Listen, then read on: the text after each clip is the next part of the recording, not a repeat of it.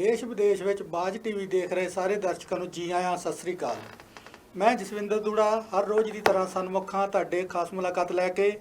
ਅੱਜ ਦੇ ਸਾਡੇ ਮਹਿਮਾਨ ਨੇ ਕੰਵਰ ਇਕਬਾਲ ਸਿੰਘ ਜੀ। ਜਿਸ ਤਰ੍ਹਾਂ ਤੁਸੀਂ ਜਾਣਦੇ ਹੋ, ਇਸ ਪ੍ਰੋਗਰਾਮ ਦੇ ਵਿੱਚ ਅਸੀਂ ਇੱਕ ਖਾਸ ਸ਼ਖਸੀਅਤ ਦੇ ਨਾਲ ਉਸ ਦੀ ਜ਼ਿੰਦਗੀ ਬਾਰੇ, ਉਸ ਦੀਆਂ ਰਚਨਾਵਾਂ ਬਾਰੇ ਗੱਲਬਾਤ ਕਰਦੇ ਹਾਂ। ਅੱਜ ਦੇ ਸਾਡੇ ਇਹ ਸ਼ਾਇਰ ਨੇ ਕੰਵਰ ਇਕਬਾਲ ਸਿੰਘ ਜੀ। ਅੱਜ ਉਹਨਾਂ ਦੀਆਂ ਆਪਾਂ ਜ਼ਿੰਦਗੀ ਦੀਆਂ ਖੱਟੀ ਮਿੱਠੀਆਂ ਯਾਦਾਂ ਤੇ ਉਹਨਾਂ ਦੀ ਪੜ੍ਹਾਈ ਲਿਖਾਈ ਜਾਂ ਉਹਨਾਂ ਦੀ ਕਵਿਤਾ ਬਾਰੇ ਗੱਲ ਕਰਾਂਗੇ। ਕੰਵਰ ਇਕਬਾਲ ਸਿੰਘ ਜੀ, ਤੁਹਾਡਾ ਸਾਡੇ ਸਟੂਡੀਓ ਦੇ ਵਿੱਚ ਬਾਜ ਟੀਵੀ ਦੀ ਪੂਰੀ ਟੀਮ ਅਤੇ ਸਾਡੇ ਵੱਲੋਂ ਸਵਾਗਤ। ਮਿਹਰਬਾਨੀ ਜਸਵਿੰਦਰ ਦੂੜਾ ਜੀ। ਮੈਂ ਬਾਜ ਟੀਵੀ ਦੇ ਸਾਰੇ ਹੀ ਦੇਸ਼ ਵਿਦੇਸ਼ ਵਸਦੇ ਦਰਸ਼ਕਾਂ ਨੂੰ, ਸਰੋਤਿਆਂ ਨੂੰ ਪਿਆਰ ਭਰੀ ਸਤਿ ਸ੍ਰੀ ਅਕਾਲ ਬੁਲਾਉਣਾ।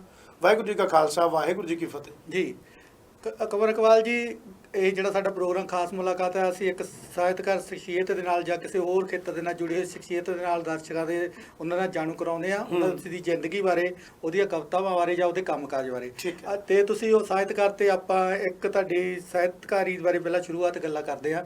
ਜਿਹੜੀ ਤੁਸੀਂ ਕਵਿਤਾ ਲਿਖਦੇ ਹੋ ਸ਼ਾਇਰ ਦੇ ਤੌਰ ਤੇ, ਅੱਜ ਕੱਲ੍ਹ ਜਿਹੜੀਆਂ ਸਾਹਿਤਕ ਸੰਸਥਾਵਾਂ ਦੇ ਵਿੱਚ ਜਾਂ ਸਾਹਿਤਕ ਖੇਤਰ ਦੇ ਵਿੱਚ ਤੁਹਾਡਾ ਨਾਮ ਬੋਲਦਾ, ਤੇ ਤੁਹਾਡੀ ਜਿਹੜੀ ਕਵਿਤਾ ਸ਼ੁਰੂ ਹੁੰਦੀ ਆ, ਉਹ ਜਿਹੜੀ ਕਦੋਂ ਸ਼ੁਰੂ ਹੁੰਦੀ ਆ?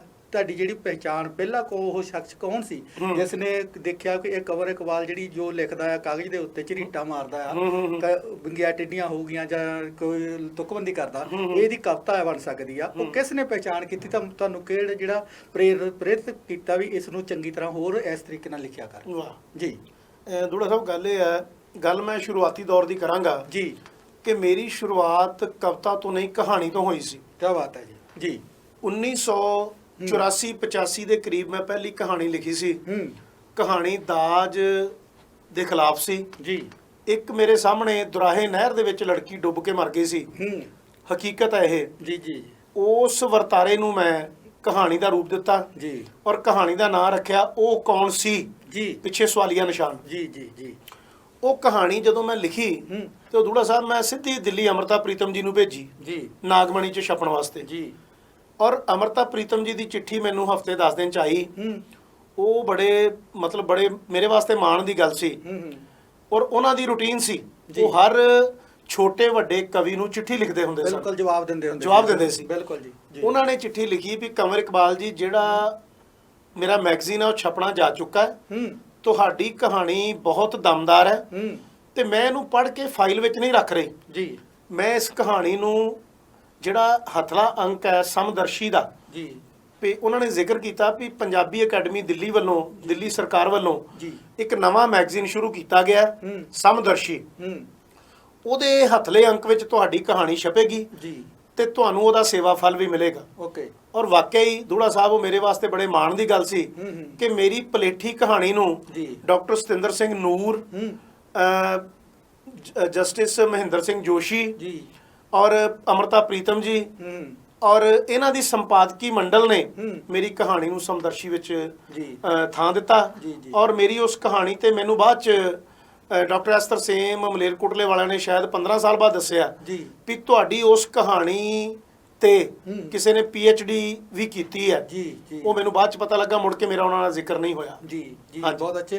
ਕਿਉਂ ਤੁਹਾਡੀ ਪਹਿਲੀ ਰਚਨਾ ਹੀ ਜਿਹੜੀ ਉਹ ਇਸ ਮੁਕਾਮ ਤੇ ਪਹੁੰਚ ਗਈ। ਵੈਸੇ ਵੀ ਜਿਹੜੀ ਅੰਮ੍ਰਿਤਾ ਪ੍ਰੀਤਮ ਸੀਗੀ, ਉਹ ਸਾਹਿਤ ਦੀ ਪਾਰਖੂ ਬਹੁਤ ਸੀਗੀ, ਚਾਹੇ ਉਹ ਇਸ ਤਰ੍ਹਾਂ ਨਹੀਂ ਦੇਖਦੇ ਵੀ ਨਵਾਂ ਹੈ ਜਾਂ ਪੁਰਾਣਾ ਹੈ। ਉਹ ਸਾਹਿਤ ਦੀ ਨਜ਼ਰ ਉਹਦੇ ਵਿੱਚ ਜਿਹੜੀ ਉਹਦੇ ਕੋਲ ਰਚਨਾ ਪਹੁੰਚਦੀ ਸੀ, ਉਹਨੂੰ ਦੇਖਦੇ ਸੀ ਪਹਿਲਾਂ। ਦੂਸਰੇ ਨੰਬਰ ਤੇ ਉਹ ਸਾਹਿਤਕਾਰ ਹੁੰਦਾ ਸੀਗਾ ਤੇ ਉਹ ਨਵੇਂ ਜਾਂ ਸਥਾਪਿਤ ਜਿਹੜੇ ਵੀ ਸਾਹਿਤਕਾਰ ਸੀਗਾ ਉਹਨਾਂ ਨੂੰ ਪੂਰਾ ਮਾਨ ਸਤਿਕਾਰ ਦਿੰਦੇ ਸੀਗੇ, ਉਹ ਦੇ ਵਿੱਚ ਵੀ ਤੇ ਨਿੱਜੀ ਵੀ।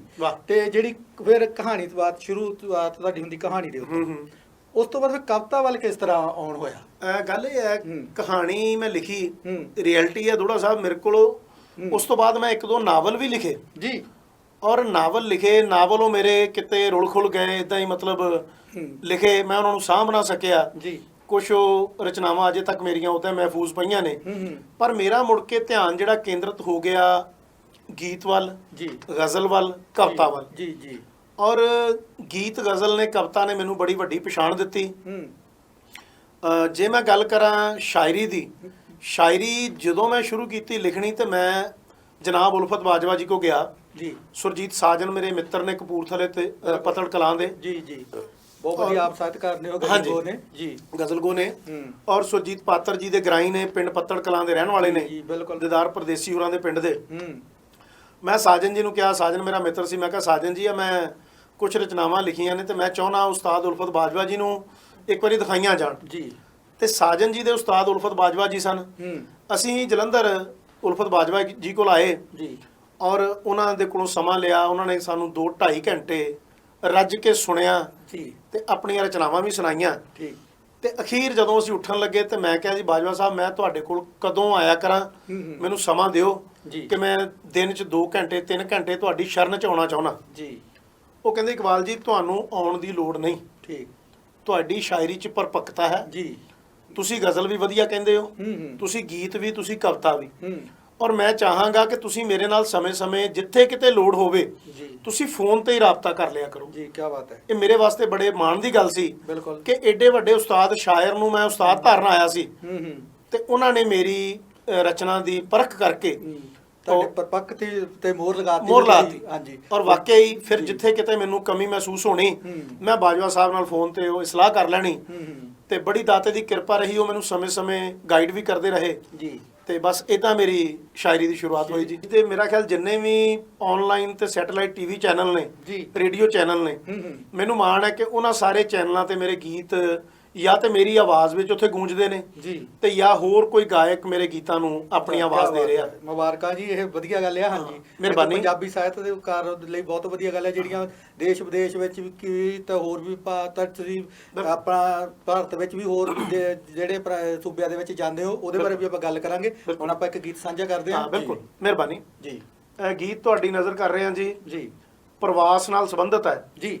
ਮੇਰੇ ਪ੍ਰਵਾਸੀ ਵੀਰ ਬਹੁਤ ਸਾਰੇ ਇਸ ਚੈਨਲ ਨੂੰ ਮਾਣ ਰਹੇ ਨੇ, ਦੇਖ ਰਹੇ ਨੇ ਜੀ। ਉਹਨਾਂ ਨੂੰ ਸਮਰਪਿਤ ਇਹ ਗੀਤ ਮੈਂ ਪੇਸ਼ ਕਰ ਰਿਹਾ। ਬਾਤ ਰਨਮ ਜੀ। ਇਰਸ਼ਾਦ। ਤੂੰ ਪਰਦੇਸੀ ਜਾ ਕੇ ਬਹਿ ਗਿਓ, ਮੇਰਾ ਕੱਢ ਕਾਲਜਾ ਲੈ ਗਿਓ। ਕੀ ਬਾਤ ਹੈ, ਕੀ ਬਾਤ ਹੈ, ਬਹੁਤ ਅੱਛੇ ਜੀ।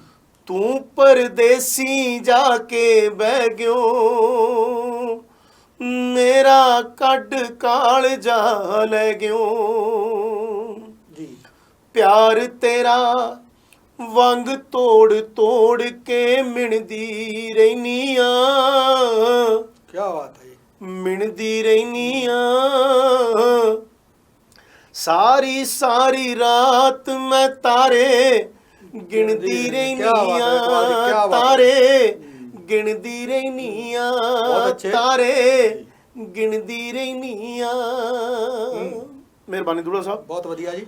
ਜੀ। ਗੀਤ ਦਾ ਅਗਲਾ ਬੰਦ। ਹਾਂਜੀ, ਇਰਸ਼ਾਦ। ਤੂੰ ਕਾਦਾ ਪਰਦੇਸੀ ਹੋਇਓ, ਰੀਜਾਂ ਮੋਈਆਂ ਨੇ, ਰੀਜਾਂ ਮੋਈਆਂ ਨੇ। ਵਿਸਰੇ ਹਾਸੇ ਬੁੱਲੀਆਂ ਤੋਂ ਨਿਤ ਅੱਖੀਆਂ ਰੋਈਆਂ ਨੇ, ਅੱਖੀਆਂ ਰੋਈਆਂ ਨੇ। ਜੀ। ਯਾਦਾਂ ਦੀ ਦੀਵਾਰ 'ਚ ਖੁਦ ਨੂੰ ਚਿਣਦੀ ਰਹਿਨੀ ਆ। ਕੀ ਬਾਤ ਹੈ ਜੀ, ਬਹੁਤ ਵਧੀਆ। ਚਿਣਦੀ ਰਹਿਨੀ ਆ। ਸਾਰੀ ਸਾਰੀ ਰਾਤ ਮੈਂ ਤਾਰੇ ਗਿਣਦੀ ਰਹਿਨੀ ਆ। ਤਾਰੇ ਗਿਣਦੀ ਰਹਿਨੀ ਆ। ਬਹੁਤ ਅੱਛੇ ਜੀ। ਮਿਹਰਬਾਨੀ ਦੂਲਾ ਸਾਹਿਬ, ਕੀ ਬਾਤ ਹੈ ਜੀ। ਗੀਤ ਦਾ ਅਗਲਾ ਬੰਦ। ਜੀ। ਇਰਸ਼ਾਦ।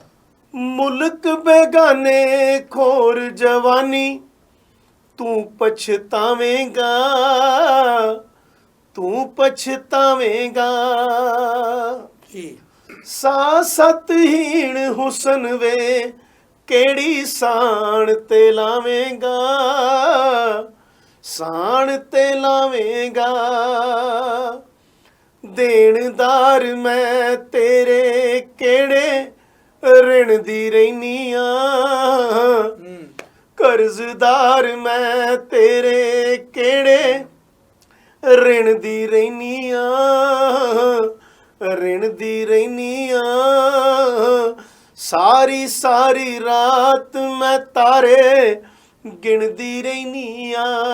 ਤਾਰੇ ਗਿਣਦੀ ਰਹਿਨੀ ਆ। ਕੀ ਬਾਤ ਹੈ, ਬਹੁਤ ਵਧੀਆ ਜੀ। ਅਗਲਾ ਬੰਦ। ਜੀ। ਪਿਆਰੇ ਸਰੋਤਿਓ, ਤੁਹਾਡੀ ਸਭ ਦੀ ਨਜ਼ਰ ਜੀ।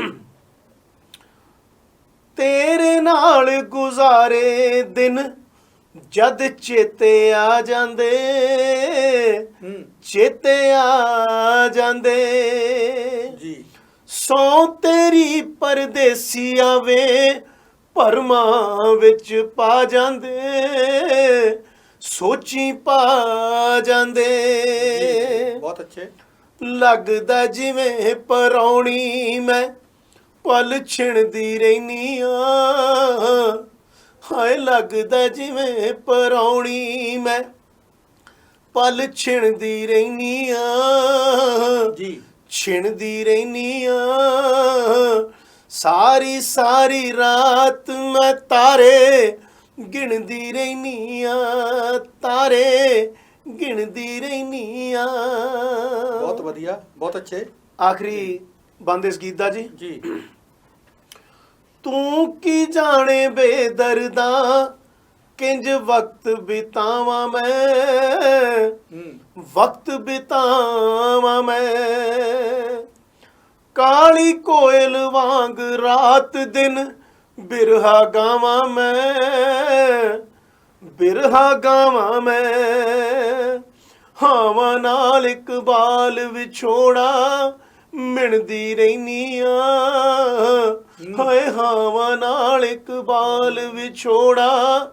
ਮਿਣਦੀ ਰਹਿਨੀ ਆ ਬਹੁਤ ਵਧੀਆ ਮਿਣਦੀ ਰਹਿਨੀ ਆ ਸਾਰੀ ਸਾਰੀ ਰਾਤ ਮੈਂ ਤਾਰੇ ਗਿਣਦੀ ਰਹਿਨੀ ਆ ਤਾਰੇ ਗਿਣਦੀ ਰਹਿਨੀ ਆ ਤਾਰੇ ਗਿਣਦੀ ਰਹਿਨੀ ਆ ਤਾਰੇ ਗਿਣਦੀ ਰਹਿਨੀ ਆ ਕੀ ਬਾਤ ਹੈ ਬਹੁਤ ਵਧੀਆ ਇਕਬਾਲ ਜੀ ਇੱਕ ਬਿਰਹਨ ਦੀ ਜਿਹੜੀ ਮਨ ਦੀ ਅਵਸਥਾ ਤੁਸੀਂ ਜਿਹੜੀ ਪੇਸ਼ ਕੀਤੀ ਗੀਤ ਦੇ ਵਿੱਚ ਜਿਹੜਾ ਉਹਦਾ ਆਪਣਾ ਕੰਤ ਆ ਜਿਹੜਾ ਪ੍ਰਦੇਸ਼ ਵਿੱਚ ਆ ਉਹਦੀ ਅੜੀਕਾਂ ਦੇ ਵਿੱਚ ਉਹਦੇ ਮਨ ਦੇ ਭਾਵ ਜਿਹੜੇ ਆ ਉਹ ਕਿਸ ਤਰ੍ਹਾਂ ਦਿਨ ਕੱਟੀ ਕਰਦੀ ਆ ਉਹਦੀ ਆਪਣੇ ਗੀਤ ਦੇ ਵਿੱਚ ਜਿਹੜਾ ਵਿਸ਼ਾ ਬਣਾਇਆ ਧੰਨਵਾਦ ਜੀ ਤੇ ਸ਼ੁਰੂਆਤੀ ਤੁਸੀਂ ਗੀਤ ਲਿਖੇ ਗੀਤ ਲਿਖਣੇ ਕਿੰਨੇ ਕੁ ਗੀਤ ਲਿਖੇ ਜਦੋਂ ਇੱਕ ਗੀਤ ਬੰਦਾ ਲਿਖਦਾ ਫਿਰ ਉਹ ਸੋਚਦਾ ਕਿ ਮੈਂ ਨਾ ਇਹਦੇ ਆਵਾਜ਼ ਦੇਵਾਂ ਕਿਸੇ ਮੇਰੇ ਗੀਤਾਂ ਨੂੰ ਕੋਈ ਆਵਾਜ਼ ਦੇਵੇ ਹਾਂਜੀ ਹਾਂਜੀ ਗਾਇਕਾਂ ਦੇ ਮਗਰ ਉਹ ਭੱਜਣ ਲੱਗ ਪੈਂਦਾ ਉਹਨਾਂ ਦੇ ਦਫ਼ਤਰਾਂ ਦੇ ਗੇੜੇ ਮਾਰਨ ਲੱਗ ਪੈਂਦਾ ਪਹਿਲਾਂ ਤਾਂ ਤੁਸੀਂ ਕਿੰਨੇ ਕੁ ਗੀਤ ਲਿਖ ਲਏ ਤੇ ਦੂਸਰੀ ਹੁਣ ਉਹ ਫਿਰ ਜਦੋਂ ਗੀਤ ਲਿਖੇ ਆ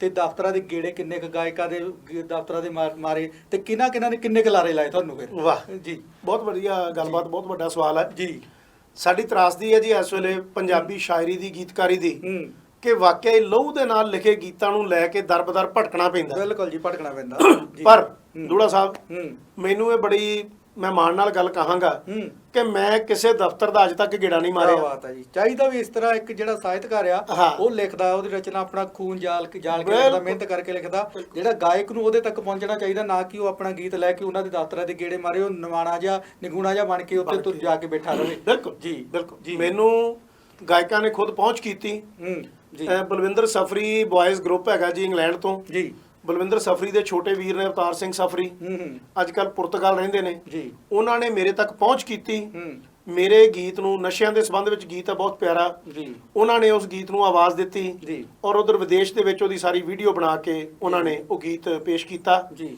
YouTube ਤੇ ਪਿਆ ਜੀ ਜੀ ਬਿਲਕੁਲ ਪਿੱਛੇ ਜੇ ਜਦੋਂ ਸਾਡਾ ਕਿਸਾਨ ਮੋਰਚਾ ਲੱਗਾ ਸਾਡੇ ਸਮੁੱਚੇ ਭਾਰਤ ਦੇ ਕਿਸਾਨ ਸੜਕਾਂ ਦੇ ਉੱਤਰ ਆਏ ਜੀ ਉਦੋਂ ਮੈਂ ਲਗਾਤਾਰ ਦਿੱਲੀ ਦੇ ਬਾਰਡਰਾਂ ਤੇ Singhu border Kundli border Tikri border ਔਰ ਇਹਨਾਂ ਸਾਰੇ ਬਾਰਡਰਾਂ ਤੇ ਜਾ ਕੇ ਮੁੱਖ ਸਟੇਜਾਂ ਤੇ ਜਾ ਕੇ ਕਿਸਾਨ ਸੰਘਰਸ਼ ਨੂੰ ਸਮਰਪਿਤ ਲਿਖੇ ਗੀਤ ਬੋਲਦਾ ਰਿਹਾ ਜੀ ਜੀ ਆਪਾਂ ਨਾ ਗੱਲਬਾਤ ਇੱਦਾਂ ਜਾਰੀ ਰਹੇਗੀ ਇੱਕ ਸਮਾਂ ਹੋਗਾ ਛੋਟੇ ਜਿਹੇ ਬ੍ਰੇਕ ਦਾ ਤੇ ਇਹ ਜਿਹੜਾ ਆਪਾਂ ਕਿਸਾਨੀ ਸੰਘਰਸ਼ ਬਾਰੇ ਵੀ ਗੱਲ ਕਰਾਂਗੇ ਉਹ ਤੁਹਾਡਾ ਉਹਦੇ ਬਾਰੇ ਲਿਖੇ ਗੀਤਾਂ ਬਾਰੇ ਜਾਂ ਤੁਸੀਂ ਉੱਥੇ ਜਾ ਕੇ ਕਿੰਨਾ ਕੁ ਯੋਗਦਾਨ ਵੀ ਦਿੱਤਾ ਜਿਹੜਾ ਸਾਹਿਤਕਾਰੀ ਤੌਰ ਤੇ ਉਹ ਗੱਲ ਆਪਾਂ ਨਾਲ ਦੀ ਨਾਲ ਚੱਲਦੀ ਰਹੇਗੀ ਦਰਸ਼ਕੋ ਛੋਟੇ ਜਿਹੇ ਬ੍ਰੇਕ ਦਾ ਸਮਾਂ ਹੋ ਗਿਆ ਤੁਸੀਂ ਕਿਤੇ ਨਹੀਂ ਜਾਣਾ ਅਸੀਂ ਗਏ ਤੇ ਆਏ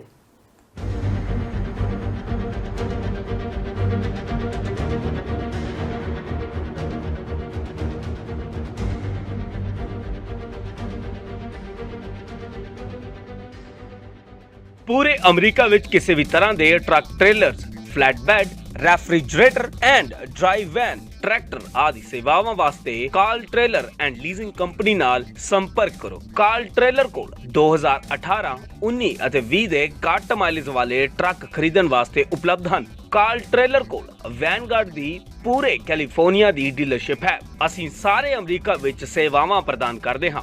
ਕਾਲ ਟ੍ਰੇਲਰ ਕੋਲ ਇਨ ਹਾਊਸ ਫਾਈਨੈਂਸਿੰਗ ਦੀ ਸੁਵਿਧਾ ਵੀ ਹੈ ਉਪਲਬਧ। ਵਧੇਰੀ ਜਾਣਕਾਰੀ ਲਈ ਧਰਮਿੰਦਰ ਰੰਧਾਵਾ ਨੂੰ 9093515220 ਅਤੇ 9092407234 ਅਤੇ ਸਿਕੰਦਰ ਸਿੰਘ ਰੰਧਾਵਾ ਨੂੰ 9092407272 ਤੇ ਸੰਪਰਕ ਕਰੋ। ਤੁਸੀਂ ਹੇਠ ਲਿਖੇ ਪਤੇ ਤੇ ਉੱਤੇ ਵੀ ਸੰਪਰਕ ਕਰ ਸਕਦੇ ਹੋ। ਇਨਕਮ ਟੈਕਸਸ ਸਿੰਗਲ ਮੈਰਿਡ ਨਿਆਣੇ ਛੋਟੇ ਵੱਡੇ ਕਾਲਜ ਜਾਂਦੇ ਆ ਅਰਨ ਇਨਕਮ ਕ੍ਰੈਡਿਟ eligible ਹੋ it can be a complicated issue. Get it done professionally and filing it electronically. Come to a person with more than 20 years of experience.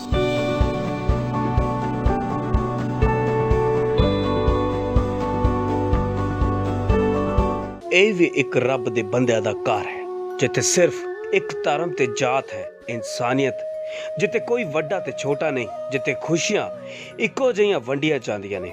ਬੌਧਿਕਤਾ ਦਾ ਵਿਕਾਸ ਰੱਬ ਦੇ ਹੱਥ ਹੈ, ਪਰ ਰੱਬ ਦੇ ਜੀਆਂ ਦੀ ਸੰਭਾਲ ਤਾਂ ਬੰਦਾ ਹੀ ਕਰ ਸਕਦਾ ਹੈ। ਅਜਿਹੀ ਇੱਕ ਮਿਸਾਲ ਅਮਰੀਕਾ ਦੇ ਮੈਰੀਲੈਂਡ ਵਿਖੇ centre for social change. Visit ਔਰ ਕਾਲ। ਮੋਰ ਇਨਫੋਰਮੇਸ਼ਨ ਜੈਸੀ ਸਿੰਘ ਐਂਡ ਸਾਜਿਦ ਤਰਾਰ। ਨਿਊਯਰਸੀ ਅਤੇ ਕੈਲੀਫੋਰਨੀਆ ਦੇ ਪ੍ਰਸਿੱਧ advocate Jaspreet Singh attorney at law, ਜਿਹੜੇ ਕਿ deputation, defence, appeal, family law, bankruptcy ਦੇ ਵਿੱਚ ਮਾਹਰ ਨੇ। ਗਡੂਰਾ ਰੀਅਲ ਐਸਟੇਟ ਅਤੇ ਗਡੂਰਾ ਮੌਰਗੇਜ ਨਿਊਯਾਰਕ ਦੀ ਕੁਇਨਜ਼ ਵਿੱਚ ਸਭ ਤੋਂ ਪੁਰਾਣੀ ਬ੍ਰੋਕਰੇਜ ਕੰਪਨੀ। ਲੋਕਾਂ ਦੀ ਭਰੋਸੇਮੰਦ ਅਤੇ ਆਜ਼ਮਾਈ ਹੋਈ ਗਡੂਰਾ ਰੀਅਲ ਐਸਟੇਟ। ਇਸ ਕੋਲ ਭਰੋਸੇਮੰਦ ਰੀਅਲ ਐਸਟੇਟ ਏਜੰਟਾਂ ਦੀ ਟੀਮ ਹੈ। ਕਾਲ ਵਿਨੋਦ ਗਡੂਰਾ 9176828560। ਨਾਲ ਹੀ ਮੌਰਗੇਜ ਲਈ ਕਿਤੇ ਜਾਣ ਦੀ ਲੋੜ ਨਹੀਂ। ਗਡੂਰਾ ਮੌਰਗੇਜ ਇਸੀ ਛੱਤ ਹੇਠ ਪਰਚੇਜ਼ ਅਤੇ ਰੀਫਾਈਨੈਂਸ ਦੀ ਸਹੂਲਤ ਵੀ ਉਪਲਬਧ ਕਰਵਾਉਂਦਾ ਹੈ। Call Vineet Gadura MBA, President and Owner, Gadura Mortgage, number 7186400444। Global freight carrier Inc trucking ਦੀਆਂ ਇੱਕੋ ਛੱਤ ਥੱਲੇ ਸਾਰੀਆਂ ਸੇਵਾਵਾਂ। ਟਰੱਕ ਰਿਪੇਅਰ, 24 ਘੰਟੇ road service, world wide truck trailer lease and sale, ਜਿਸ ਵਿੱਚ reefer, driver van, flat bed, tractor ਸਭ ਸ਼ਾਮਿਲ ਨੇ। ਗਲੋਬਲ ਫਰਾਈਟ ਔਨ ਆਪਰੇਟਰਾਂ ਅਤੇ ਡਰਾਈਵਰਾਂ ਨੂੰ ਵੀ ਹਾਇਰ ਕਰਦਾ ਹੈ। ਵਧੇਰੀ ਜਾਣਕਾਰੀ ਲਈ ਅਵਤਾਰ ਸਿੰਘ ਵੜਿੰਗ ਨੂੰ ਹੇਠ ਲਿਖੇ ਨੰਬਰਾਂ ਤੇ ਸੰਪਰਕ ਕਰੋ।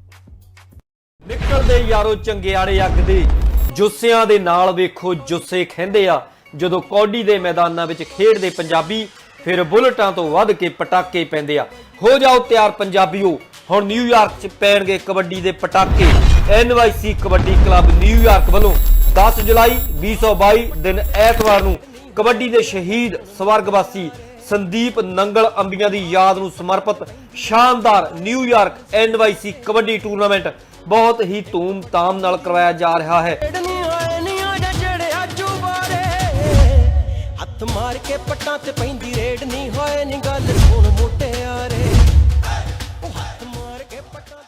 ਇਸ ਸ਼ਾਨਦਾਰ ਕਬੱਡੀ ਟੂਰਨਾਮੈਂਟ ਵਿੱਚ ਦੁਨੀਆ ਭਰ ਦੇ ਕਬੱਡੀ ਸੁਪਰਸਟਾਰ ਆਪਣੀ ਖੇਡ ਦਾ ਪ੍ਰਦਰਸ਼ਨ ਕਰਨ ਲਈ ਪਹੁੰਚਣਗੇ। ਖੇਡ ਮੈਦਾਨ 'ਚ ਜੁੱਸਿਆਂ ਨਾਲ ਜੁੱਸੇ ਭਿੜਦੇ ਦੇਖਣ, ਕਬੱਡੀ ਦੇ ਪਟਾਕੇ ਸੁਣਨ ਅਤੇ ਆਪਣੇ ਚਹੇਤੇ ਖਿਡਾਰੀਆਂ ਨੂੰ ਲਾਗਿਓਂ ਤੱਕਣ ਲਈ ਟੂਰਨਾਮੈਂਟ ਦੇਖਣ ਜ਼ਰੂਰ ਪਹੁੰਚੋ।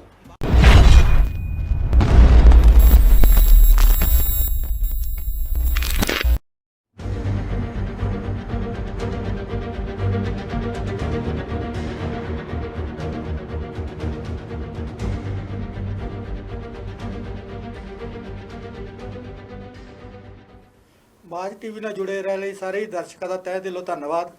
ਜਿਸ ਤਰ੍ਹਾਂ ਤੁਸੀਂ ਜਾਣਦੇ ਹੋ ਦਰਸ਼ਕੋ ਕਿ ਪ੍ਰੋਗਰਾਮ ਚੱਲ ਰਿਹਾ ਹੈ ਖਾਸ ਮੁਲਾਕਾਤ। ਅੱਜ ਦੇ ਸਾਡੇ ਮਹਿਮਾਨ ਨੇ ਕੰਵਰ ਇਕਬਾਲ ਸਿੰਘ ਜੀ। ਆਪਾਂ ਇਹਨਾਂ ਨਾਲ ਗੱਲਬਾਤ ਚੱਲ ਰਹੀ ਸੀਗੀ ਇਹਨਾਂ ਦੇ ਗੀਤਾਂ ਬਾਰੇ, ਇਹਨਾਂ ਦੀ ਜ਼ਿੰਦਗੀ ਬਾਰੇ। ਕੰਵਰ ਜੀ, ਗੱਲ ਆਪਾਂ ਚੱਲ ਰਹੀ ਸੀ ਤੁਹਾਡੀ ਗੀਤਾਂ ਬਾਰੇ। ਗੀਤ ਦਫ਼ਤਰਾਂ ਦੇ ਗੇੜੇ ਮਾਰਨੇ ਜਾਂ ਹੋਰ ਤੁਹਾਡੀ ਜਿਹੜੀਆਂ ਸ਼ੁਰੂਆਤੀ ਜਿਹੜੀਆਂ ਗੱਲਾਂ ਬਾਤਾਂ ਚੱਲਦੀਆਂ ਸੀਗੀਆਂ, ਤੇ ਆਪਾਂ ਉਹੀ ਕੰਟੀਨਿਊ ਗੱਲਬਾਤ ਚੱਲਦੀ ਆ। ਹਾਂਜੀ ਜੀ। ਗੱਲ ਦਿੱਲੀ ਦੀ ਚੱਲ ਰਹੀ ਸੀ ਦੋੜਾ ਸਾਹਿਬ ਜੀ ਕਿ ਦਿੱਲੀ ਜਦੋਂ ਕਿਸਾਨ ਸੰਘਰਸ਼ ਮੋਰਚਾ ਚੱਲਿਆ ਤੇ ਮੈਂ ਵੱਖ-ਵੱਖ ਸਟੇਜਾਂ ਤੇ ਜਾ ਕੇ ਗੀਤ ਪੜ੍ਹੇ ਜੀ ਔਰ ਸਾਹਿਤਕਾਰਾਂ ਵੱਲੋਂ ਨੁਮਾਇੰਦਗੀ ਕੀਤੀ ਸਮੁੱਚੇ ਸਾਹਿਤਕਾਰਾਂ ਦੀ। ਜੀ ਜੀ। ਉਹਦੇ ਵਿੱਚ ਸੁਖਵਿੰਦਰ ਅੰਮ੍ਰਿਤ ਜੀ, ਸੁਰਜੀਤ ਪਾਤਰ ਜੀ, ਸਮੇਂ-ਸਮੇਂ ਅਸੀਂ ਸਾਰੇ ਜਾਂਦੇ ਰਹੇ ਜੀ। ਬਿਲਕੁਲ। ਦਰਸ਼ਨ ਬੁੱਟਰ ਜੀ, ਜੀ। ਸੁਰਜੀਤ ਜੱਜ, ਹੋਰ ਕਾਫੀ ਕਵੀ ਸਾਡੇ ਜਾਂਦੇ ਰਹੇ। ਜੀ। ਤੇ ਉਹ ਜਿਹੜਾ ਗੀਤ ਮੈਂ ਉੱਥੇ ਕਿਸਾਨ ਸੰਘਰਸ਼ ਮੋਰਚੇ ਨੂੰ ਸਮਰਪਿਤ ਮੇਨ ਸਟੇਜਾਂ ਤੇ ਪੜ੍ਹਿਆ, ਉਹ ਗੀਤ ਮੇਰਾ 3 ਗਾਇਕਾਂ ਨੇ ਮੇਰੇ ਕੋਲੋਂ ਮੰਗਿਆ ਜੀ, ਔਰ ਰਿਐਲਿਟੀ ਹੈ ਕਿ 2 ਗਾਇਕਾਂ ਨੇ ਗਾਇਆ ਵੀ ਜੀ। ਉਹ ਗੀਤ ਮੈਂ ਬਿਨਾਂ ਤਰਨਮ ਤੋਂ ਤੁਹਾਡੇ ਨਾਲ ਸਾਂਝਾ ਕਰ ਦਿੰਦਾ, ਠੀਕ ਹੈ ਜੀ, ਕਿਉਂਕਿ ਕੁਝ ਗੱਲਾਂ ਤਰਨਮ 'ਚ ਹੋ ਜਾਣਗੀਆਂ। ਬਿਲਕੁਲ ਬਿਲਕੁਲ ਬਿਲਕੁਲ ਜੀ। ਹਾਂਜੀ, ਲਓ ਜੀ ਪਿਆਰੇ ਦਰਸ਼ਕੋ, ਇਹ ਗੀਤ ਦੇ ਬੋਲ ਹੈ ਕਿ ਪਰਖ ਨਾ ਸਾਡਾ ਸਬਰ, ਬੜਾ ਪਛਤਾਏਂਗੀ ਦਿਲੀਏ। ਕੀ ਬਾਤ ਹੈ ਜੀ। ਪਰਖ ਨਾ ਸਾਡਾ ਸਬਰ, ਬੜਾ ਪਛਤਾਏਂਗੀ ਦਿਲੀਏ, ਜੀ, ਲੱਗਦਾ ਤੂੰ ਇਤਿਹਾਸ ਨੂੰ ਫਿਰ ਦੁਹਰਾਏਂਗੀ ਦਿਲੀਏ। ਕੀ ਬਾਤ ਹੈ ਜੀ, ਕੀ ਬਾਤ ਹੈ। ਮਿਹਰਬਾਨੀ ਜੀ। ਪਰਖ ਨਾ ਸਾਡਾ ਸਬਰ, ਬੜਾ ਪਛਤਾਏਂਗੀ ਦਿਲੀਏ, ਲੱਗਦਾ ਤੂੰ ਇਤਿਹਾਸ ਨੂੰ ਫਿਰ ਦੁਹਰਾਏਂਗੀ ਦਿਲੀਏ। ਜੀ। ਕਿ ਬਚ ਲੈ ਜੇ ਬਚ ਹੁੰਦਾ, ਸ਼ੇਰ ਦਹਾੜਦੇ ਫਿਰਦੇ ਨੇ। ਕੀ ਬਾਤ ਹੈ ਜੀ। ਬਚ ਲੈ ਜੇ ਬਚ ਹੁੰਦਾ, ਸ਼ੇਰ ਦਹਾੜਦੇ ਫਿਰਦੇ ਨੇ। ਜੀ। ਹੱਕ ਲੈਣ ਲਈ ਸੜਕਾਂ ਤੇ ਜੋ ਉਤਰੇ ਚਿਰਦੇ ਨੇ, ਗੋਡਿਆਂ ਹੇਠੋਂ ਕੰਨਾਂ ਨੂੰ ਹੱਥ ਲਾਏਂਗੀ ਦਿਲੀਏ। ਜੀ। ਲੱਗਦਾ ਤੂੰ ਇਤਿਹਾਸ ਨੂੰ ਫਿਰ ਦੁਹਰਾਏਂਗੀ ਦਿਲੀਏ। ਕੀ ਬਾਤ ਹੈ ਜੀ, ਕੀ ਬਾਤ ਹੈ, ਬਹੁਤ ਅੱਛੇ। ਲਓ ਜੀ ਪਿਆਰਿਓ, ਤੇਰੀਆਂ ਲੂੰਬੜ ਚਾਲਾਂ ਤੋਂ ਹਾਂ ਵਾਕਿਫ ਸਾਰੇ ਨਹੀਂ, ਦਿੱਲੀ ਨੂੰ ਸੰਬੋਧਨ ਹੋ ਕੇ ਕਹਿ ਰਹੇ ਹਾਂ। ਜੀ ਜੀ। ਤੇਰੀਆਂ ਲੂੰਬੜ ਚਾਲਾਂ ਤੋਂ ਹਾਂ ਵਾਕਿਫ ਸਾਰੇ ਨਹੀਂ, ਦਿੱਲੀ ਤੋਂ ਭਾਵ ਮੋਦੀ ਸਰਕਾਰ ਤੋਂ ਸੀ, ਜਿਹਨੇ ਖੇਤੀ ਦੇ ਵਿੱਚ ਕਾਲੇ ਕਾਨੂੰਨ ਲਿਆਂਦੇ ਤੇ ਤਬਾਹੀ ਲਿਆਉਣ ਦੀ ਕੋਸ਼ਿਸ਼ ਕੀਤੀ, ਲਿਆਂਦੀ ਵੀ। ਜੀ। ਤੇਰੀਆਂ ਲੂੰਬੜ ਚਾਲਾਂ ਤੋਂ ਹਾਂ ਵਾਕਿਫ ਸਾਰੇ ਨਹੀਂ, ਅਜੇ ਵੀ ਵੇਲਾ ਸਮਝ ਲੈ ਤੂੰ ਕੇਂਦਰ ਸਰਕਾਰੇ ਨਹੀਂ। ਜੀ। ਵਕਤ ਵਿਹਾ ਕੇ ਤੂੰ ਡਾਢੀ ਪਛਤਾਏਂਗੀ ਦਿਲੀਏ, ਲੱਗਦਾ ਤੂੰ ਇਤਿਹਾਸ ਨੂੰ ਫਿਰ ਦੁਹਰਾਏਂਗੀ ਦਿਲੀਏ। ਕੀ ਬਾਤ ਹੈ ਜੀ, ਬਹੁਤ ਅੱਛੇ। ਮਿਹਰਬਾਨੀ। ਤੇ ਅੱਗੇ ਲਿਖਿਆ ਜੀ, ਢਿੱਡ ਭਰਦੇ ਨੇ ਕੁੱਲ ਦੁਨੀਆ ਦਾ ਇਹ ਅੰਨਦਾਤੇ ਜੋ। ਕੁੱਲ ਦੁਨੀਆ ਦਾ ਢਿੱਡ ਭਰਦੇ ਨੇ ਜੀ, ਇਹ ਅੰਨਦਾਤੇ ਜੋ। ਜੀ। ਕੱਕਰਾਂ ਕੋਰਿਆਂ ਵਿੱਚ ਤੈਂ ਧਰਨਿਆਂ ਉੱਤੇ ਬਿਠਾਤੇ ਉਹ। ਜੀ। ਕੁੱਲ ਦੁਨੀਆ ਦਾ ਢਿੱਡ ਭਰਦੇ ਨੇ ਇਹ ਅੰਨਦਾਤੇ ਜੋ। ਜੀ। ਜੀ। ਕੱਕਰਾਂ ਕੋਰਿਆਂ ਵਿੱਚ ਤੈਂ ਧਰਨਿਆਂ ਉੱਤੇ ਬਿਠਾਤੇ ਉਹ। ਜੀ। ਵੇਖਾਂਗੇ ਕਿੰਜ ਜਬਰੀ ਈਨ ਮਨਾਏਂਗੀ ਦਿਲੀਏ। ਕੀ ਬਾਤ ਹੈ ਜੀ, ਕੀ ਬਾਤ ਹੈ, ਬਹੁਤ ਅੱਛੇ। ਵੇਖਾਂਗੇ ਕਿੰਜ ਜਬਰੀ ਈਨ ਮਨਾਏਂਗੀ ਦਿਲੀਏ, ਜੀ। ਲੱਗਦਾ ਤੂੰ ਇਤਿਹਾਸ ਨੂੰ ਫਿਰ ਦੁਹਰਾਏਂਗੀ ਦਿਲੀਏ। ਜੀ। ਤੇ ਆਖਰੀ ਬੰਦ ਹੈ ਜੀ ਗੀਤ ਦਾ। ਜੀ। ਜੀ। ਇਰਸ਼ਾਦ। ਕਿ ਬੇਸ਼ੱਕ ਜ਼ਿਮੀਦਾਰ ਨਹੀਂ ਮੈਂ ਪੁੱਤ ਹਾਂ ਕਿਰਤੀ ਦਾ। ਬੇਸ਼ੱਕ ਜ਼ਿਮੀਦਾਰ ਨਹੀਂ ਜੀ, ਮੈਂ ਪੁੱਤ ਹਾਂ ਕਿਰਤੀ ਦਾ। ਜੀ। ਪਾਣ ਚੜੀ ਅਣਖੀਲੀ ਨਿਮਰ ਹਾਂ ਸਾਧੂ ਬਿਰਤੀ ਦਾ। ਜੀ। ਬੇਸ਼ੱਕ ਜ਼ਿਮੀਦਾਰ ਨਹੀਂ ਮੈਂ ਪੁੱਤ ਹਾਂ ਕਿਰਤੀ ਦਾ। ਪਾਣ ਚੜੀ ਅਣਖੀਲੀ ਨਿਮਰ ਮੈਂ ਸਾਧੂ ਬਿਰਤੀ ਦਾ। ਜੀ। ਮਨ ਇਕਬਾਲ ਦਾ ਕਹਿਣਾ ਤੂੰ ਸੁਖ ਪਾਏਂਗੀ ਦਿਲੀਏ, ਜੀ। ਲੱਗਦਾ ਤੂੰ ਇਤਿਹਾਸ ਨੂੰ ਫਿਰ ਦੁਹਰਾਏਂਗੀ ਦਿਲੀਏ, ਲੱਗਦਾ ਤੂੰ ਇਤਿਹਾਸ ਨੂੰ ਫਿਰ ਦੁਹਰਾਏਂਗੀ ਦਿਲੀਏ। ਕੀ ਬਾਤ ਹੈ ਜੀ।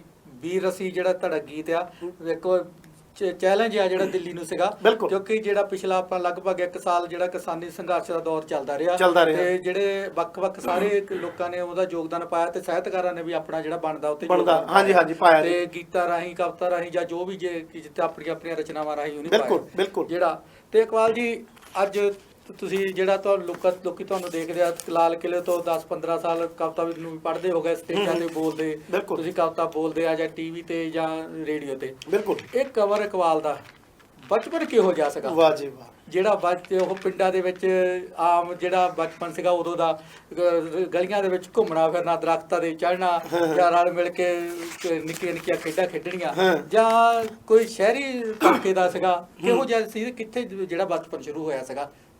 ਵੈਰੀ ਗੁੱਡ ਜੀ ਦੋੜਾ ਸਾਹਿਬ। ਬਚਪਨ ਮੇਰਾ ਬੜਾ ਤੰਗ ਦਸਤੀ ਚੋਂ ਨਿਕਲਿਆ ਜੀ। ਮੈਂ ਬਹੁਤ ਗਰੀਬ ਪਰਿਵਾਰ ਵਿੱਚੋਂ ਪੈਦਾ ਹੋਇਆ। ਮੇਰੇ ਪਿਤਾ ਜੀ 30 ਰੁਪਏ ਮਹੀਨੇ ਤੇ SSK ਸਵਿਚ ਫੈਕਟਰੀ ਵਿੱਚ ਕੰਮ ਕਰਦੇ ਰਹੇ। ਕੀ ਬਾਤ ਹੈ ਜੀ। ਜੀ। ਔਰ ਉਸ ਤੋਂ ਬਾਅਦ ਉਹਨਾਂ ਨੇ ਆਪਣੀ ਕਿਰਤ ਕਮਾਈ ਵਾਸਤੇ ਪੱਠਿਆਂ ਦਾ, ਲੱਕੜ ਦਾ, ਤੂੜੀ ਦਾ ਟਾਲ ਖੋਲ੍ਹਿਆ ਤੇ 10ਵੀਂ ਜਮਾਤ ਵਿੱਚ ਪੜ੍ਹਦਿਆਂ ਮੈਂ ਨਾਲ ਪਿਤਾ ਜੀ ਦੇ ਮੋਢੇ ਨਾਲ ਮੋਢਾ ਲਾ ਕੇ ਕੰਮ ਕੀਤਾ ਜੀ। ਤੇ ਸ਼ਹਿਰ ਕਪੂਰਥਲੇ ਦੇ ਵਿੱਚ ਮੇਰਾ ਜਨਮ ਹੋਇਆ ਜੀ। ਕਪੂਰਥਲੇ ਵਿੱਚ ਹੀ ਮੇਰਾ ਬਚਪਨ ਬੀਤਿਆ ਔਰ ਬਚਪਨ ਤੰਗੀਆਂ ਤੁਰਸ਼ੀਆਂ 'ਚ ਬੀਤਿਆ ਜੀ। ਮਤਲਬ ਅਸੀਂ ਉਦੋਂ ਹਰ ਚੀਜ਼ ਨੂੰ ਤਰਸਦੇ ਹੁੰਦੇ ਸੀ ਜੀ। ਜੀ। ਔਰ ਬਾਕੀ ਪਿੰਡਾਂ ਦੇ ਨਾਲ ਮੇਰਾ ਵਾਹ ਵਾਸਤਾ ਰਿਹਾ। ਮੇਰੇ ਪੜਨਾਨਕੇ ਨਕੋਦਰ ਦੇ ਨਾਲ ਪਿੰਡ ਮਹਿਤਪੁਰ ਹੈ, ਮਹਿਤਪੁਰ ਦੇ ਨਾਲ ਆਦਰਾਮਾਨ ਹੈ ਜੀ। ਆਦਰਾਮਾਨ ਮੇਰਾ ਬਚਪਨ ਬਹੁਤ ਬੀਤਿਆ। ਉੱਥੇ ਅਸੀਂ ਜਦੋਂ ਵੀ ਜਾਣਾ ਤੇ ਉਹ ਪੇਂਡੂ ਖੇਡਾਂ ਸੀ ਜਿਹੜੀਆਂ, ਬਾਂਦਰ ਕਿੱਲਾ ਜੀ, ਛਟਾਪੂ ਵੀ ਖੇਡਣਾ ਕੁੜੀਆਂ ਨਾਲ, ਮੁੰਡਿਆਂ ਨਾਲ, ਔਰ ਕਦੀ ਪਿੱਪਲਾਂ ਤੇ ਬੋੜਾਂ ਤੇ ਚੜ ਜਾਣਾ। ਇਹ ਬੜਾ ਕੁਝ ਅਸੀਂ ਉੱਥੇ ਖੇਡਾਂ ਕਰਦੇ ਰਹੇ ਹਾਂ ਜੀ। ਆਪਣੀਆਂ ਲੀਰਾਂ ਦੀਆਂ ਬੋਲਾਂ ਬਣਾਉਣੀਆਂ, ਗੇਂਦਾਂ ਖੁੱਦੋ ਖੁੰਡੀ ਖਿੱਦੋ ਖੁੰਡੀ ਖੇਡਣੀ ਜੀ, 12 ਟਾਣੀ, ਖਿੱਦੋ ਖੁੰਡੀ, ਗੁੱਲੀ ਡੰਡਾ, ਇਹ ਚੀਜ਼ਾਂ ਸਾਡੇ ਬਚਪਨ ਦੀਆਂ ਖੇਡਾਂ ਰਹੀਆਂ। ਤੇ ਬਾਕੀ ਥੋੜਾ ਸਾ ਬਚਪਨ ਬਹੁਤ ਵਧੀਆ ਰਿਹਾ। ਬਚਪਨ ਦੇ ਵਿੱਚ ਬੜੀ ਸੋਝੀ ਆ ਗਈ ਔਰ ਪਤਾ ਲੱਗ ਗਿਆ ਕਿ ਦੁਨੀਆ ਕਿੱਥੇ ਵਸਦੀ ਹੈ। ਬਿਲਕੁਲ, ਜਦੋਂ ਬੰਦਾ ਤੰਗ ਦਸਤੀ ਵਿੱਚ ਦੀ ਲੰਘਦਾ ਹੈ ਕਿ ਉਸ ਨੂੰ ਹੋਰ ਬਹੁਤ ਸਾਰੀਆਂ ਗੱਲਾਂ ਜਿਹੜੀਆਂ ਦੁਨੀਆਦਾਰੀ ਦਾ ਪਤਾ ਲੱਗਦਾ, ਦੁਨੀਆਦਾਰੀ ਉਹਨੂੰ ਪਤਾ ਲੱਗ ਜਾਂਦੀ ਕਿੱਥੇ ਕੀ ਖਰਚਣਾ ਜਾਂ ਕਿੱਥੋਂ ਕੀ ਕਮਾਉਣਾ ਜਾਂ ਕਿਹੜੇ ਰਿਸ਼ਤੇ ਦੀ ਕਿੱਦਾਂ ਰਿਸਪੈਕਟ ਕਰਨੀ ਆ। ਤੇ ਬਚਪਨ ਤੁਹਾਡਾ ਜਿਸ ਤਰ੍ਹਾਂ ਬੀਤਦਾ ਗਿਆ, ਜਿਹੜਾ ਖੇਲਦੇ ਕੁੱਦਦੇ ਬੀਤਿਆ। ਤੇ ਫਿਰ ਜਦੋਂ ਪੜ੍ਹਾਈ ਲਿਖਾਈ ਕਿੱਥੋਂ ਸ਼ੁਰੂ ਹੁੰਦੀ, ਜਦੋਂ ਜਿਹੜੀ ਆ ਪ੍ਰਾਇਮਰੀ ਕਿੱਥੋਂ ਕੀਤੀ, ਕਿਹੜੇ ਸਕੂਲ ਤੋਂ ਹਾਈ ਹੋਈ ਜਾਂ ਯੂਨੀਵਰਸਿਟੀ ਗਏ, ਕਾਲਜ ਗਏ, ਉਹ ਜਿਹੜੀ ਪੜ੍ਹਾਈ ਬਾਰੇ ਆਪਾਂ ਵੀ ਗੱਲ ਕਰਦੇ ਹਾਂ। ਬਿਲਕੁਲ, ਦੇਖੋ ਜੀ ਗੱਲ ਇਹ ਹੈ, ਮੇਰੇ ਵਾਸਤੇ ਤੁਹਾਨੂੰ ਮੈਂ ਅੱਗੇ ਗੱਲ ਕੀਤੀ ਤੰਗ ਦਸਤੀ ਦੀ। ਜਿਹੜੀ ਪੜ੍ਹਾਈ ਮੇਰੀ ਕਪੂਰਥਲੇ ਰਣਧੀਰ ਸਕੂਲ ਵਿੱਚ ਸ਼ੁਰੂ ਕੀਤੀ ਮੈਂ ਜੀ। ਰਣਧੀਰ ਸਕੂਲ ਤੋਂ ਪਹਿਲਾਂ ਸਾਡੇ ਉੱਥੇ ਹਿੰਦੂ ਪੁੱਤਰੀ ਪਾਠਸ਼ਾਲਾ, ਕੁੜੀਆਂ ਤੇ ਮੁੰਡਿਆਂ ਦਾ ਸਾਂਝਾ ਸਕੂਲ ਸੀ। ਉੱਥੇ 5ਵੀਂ 6ਵੀਂ ਤੱਕ ਪੜ੍ਹਾਈ ਕੀਤੀ ਜੀ। ਔਰ ਜਿਹੜੀ 8ਵੀਂ ਜਮਾਤ ਵਿੱਚ ਮੈਂ ਦਾਖਲਾ ਲੈ ਲਿਆ ਰਣਧੀਰ ਸਕੂਲ ਜੀ। ਔਰ 8ਵੀਂ ਤੋਂ 10ਵੀਂ ਤੱਕ ਮੈਂ ਰਣਧੀਰ ਸਕੂਲ ਪੜ੍ਹਿਆ। ਜੇ ਸਹੀ ਪੁੱਛੋ ਤੇ 10ਵੀਂ ਤੋਂ ਗਾਂ ਮੈਂ ਪੜ੍ਹਾਈ ਨਹੀਂ ਕੀਤੀ ਜੀ, ਰਿਐਲਿਟੀ ਹੈ ਜੀ। ਔਰ ਉਹਦੇ ਦਰਮਿਆਨ ਜੀ ਜਦੋਂ ਮੈਂ 9ਵੀਂ ਜਮਾਤ ਵਿੱਚ ਘਰ ਦੀ ਪਰਿਵਾਰ ਦੀ ਤੰਗੀ ਕਰਕੇ ਮੈਂ ਪੜ੍ਹਾਈ ਛੱਡ ਦਿੱਤੀ ਤੇ ਮੇਰੇ ਅਧਿਆਪਕ ਜਿਨ੍ਹਾਂ ਵਿੱਚ ਜਗਦੀਸ਼ ਆਨੰਦ ਜੀ, ਮਾਸਟਰ ਰਾਜਨਪੁਰੀ ਜੀ, ਸਰਦਾਰ ਬਲਬੀਰ ਸਿੰਘ ਜੀ, ਇਹ ਮੇਰੇ ਘਰ ਆਏ। ਉਹਨਾਂ ਨੇ ਆ ਕੇ ਮੈਨੂੰ ਪਰਿਵਾਰ ਦੇ ਵਿੱਚ ਸਮਝਾਇਆ ਵੀ ਕਾਕੇ ਤੂੰ ਪੜ੍ਹਾਈ ਛੱਡ ਕੇ ਘਰ ਬਹਿ ਗਿਆ, ਠੀਕ ਹੈ ਤੁਹਾਡੀ ਪਰਿਵਾਰਕ ਹਾਲਤ ਬਹੁਤੀ ਵਧੀਆ ਨਹੀਂ, ਪਰ ਜੇ ਤੂੰ ਘੱਟੋ ਘੱਟ 10ਵੀਂ ਕਰ ਲਏਗਾ ਨਾ ਜੀ ਤੇ ਕੱਲ ਨੂੰ ਸਰਕਾਰੀ ਬੈਂਕਾਂ ਤੈਨੂੰ ਲੋਨ ਦੇ ਦੇਣਗੀਆਂ, ਤੂੰ ਆਪਣਾ ਕਾਰੋਬਾਰ ਕਰ ਸਕਦਾ। ਬਿਲਕੁਲ ਜੀ। ਮੇਰੇ ਟੀਚਰਾਂ ਨੇ, ਅਧਿਆਪਕਾਂ ਨੇ ਮੈਨੂੰ ਗਾਈਡ ਕੀਤਾ ਤੇ ਮੈਂ 10ਵੀਂ ਜਮਾਤ ਜਦੋਂ ਉਹਨਾਂ ਦੇ ਕਹਿਣ ਤੇ ਮੰਨ ਗਿਆ ਤੇ ਮੈਂ ਉਦੋਂ ਦੁਕਾਨ ਖੋਲ ਚੁੱਕਾ ਸੀ। 1980 ਦੇ ਵਿੱਚ ਜੀ ਮੈਂ ਆਪਣੀ ਮਨਿਆਰੀ ਦੀ ਦੁਕਾਨ ਖੋਲ ਲਈ ਸੀ ਜੀ ਜੀ। 4-5 ਹਜ਼ਾਰ ਰੁਪਈਆ ਕਿਤੋਂ ਇਦਾਂ ਵਿਆਜ ਤੇ ਫੜ ਕੇ ਉਹ ਦੁਕਾਨ ਵਿੱਚ ਸਮਾਨ ਪਾ ਲਿਆ ਸੀ ਜੀ। ਤੇ ਮੈਂ ਉਹਨਾਂ ਨੂੰ ਬੇਨਤੀ ਕੀਤੀ ਅਧਿਆਪਕਾਂ ਨੂੰ ਕਿ ਮੈਂ ਤੇ ਹੁਣ ਕਰਜ਼ਾ ਚੱਕ ਕੇ ਦੁਕਾਨ ਖੋਲ ਲਈ ਹੈ। ਬਿਲਕੁਲ। ਤੇ ਮੈਂ ਸਕੂਲ ਹਾਜ਼ਰੀ ਨਹੀਂ ਭਰ ਸਕਦਾ, ਪਰ ਤੁਹਾਡੇ ਕਹਿਣ ਤੇ 10ਵੀਂ ਦੇ ਪੇਪਰ ਜ਼ਰੂਰ ਦਿਆਂਗਾ ਜੀ।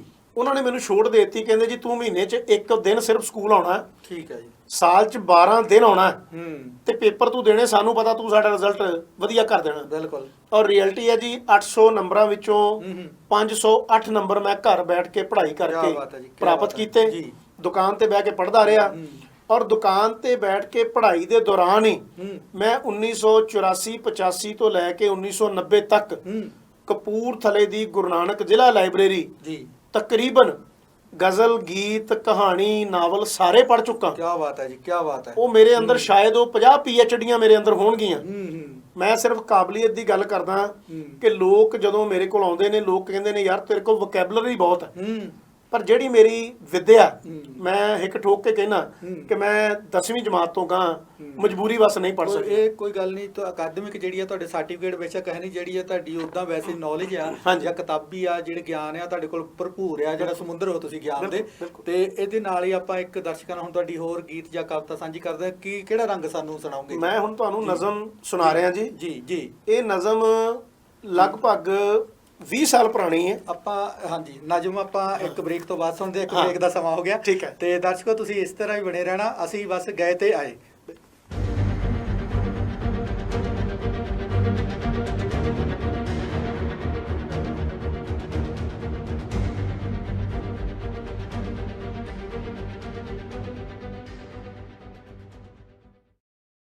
ਇੰਡੀਅਨ, ਪਾਕਿਸਤਾਨੀ ਤੇ ਬੰਗਲਾਦੇਸ਼ੀ ਗਰੋਸਰੀ ਦਾ ਸਭ ਤੋਂ ਵੱਡਾ ਸਸਤਾ ਭੰਡਾਰ, ਆਪਣਾ ਬਾਜ਼ਾਰ, ਕੈਸ਼ ਐਂਡ ਕੈਰੀ, ਭਾਰਤੀਆਂ ਦੇ ਗੜ ਐਡੀਸਨ ਵਿਖੇ ਤਾਜ਼ਾ ਸਬਜ਼ੀਆਂ ਤੇ ਗਰੋਸਰੀ ਤੋਂ ਇਲਾਵਾ ਹਰ ਵੇਲੇ ਨਾਲੋਂ ਨਾਲ ਰੋਟੀ, ਤਰ੍ਹਾਂ ਤਰ੍ਹਾਂ ਦੇ ਪਰੌਂਠੇ, ਸਮੋਸੇ, ਜਲੇਬੀਆਂ ਤੇ ਭਾਰਤੀਆਂ ਦੇ ਗਰਮਾ ਗਰਮ ਤਾਜ਼ਾ ਪਕਵਾਨ ਵੀ ਉਪਲਬਧ। ਨਿਊ ਜਰਸੀ ਦੇ ਜਰਸੀ ਸਿਟੀ ਵਿੱਚ ਸਭ ਸਹੂਲਤਾਂ, ਡੇਟਨ ਅਤੇ ਪੈਲਸਵੇਨੀਆ ਦੇ ਬੈਂਸਲਮ ਦੇ ਆਪਣਾ ਬਾਜ਼ਾਰ ਕੈਸ਼ ਐਂਡ ਕੈਰੀ ਦੇ ਸਟੋਰ ਦੀ ਬਿਹਤਰੀਨ service the Anand ਮਾਣੋ। 1700 ਔਕਟਰੀ road, Edison, NJ 08820 2975 John F. Kennedy Boulevard, Jersey City, NJ 07306 2631 Street Road, Baslam, PA 19020।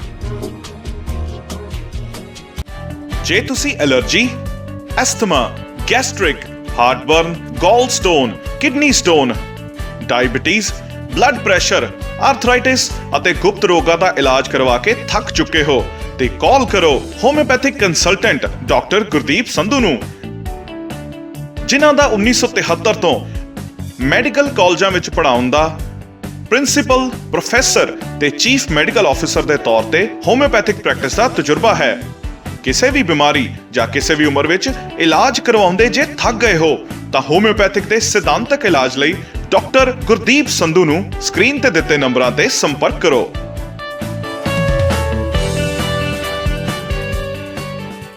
P&J Fuel Wholesaler of gasoline and diesel.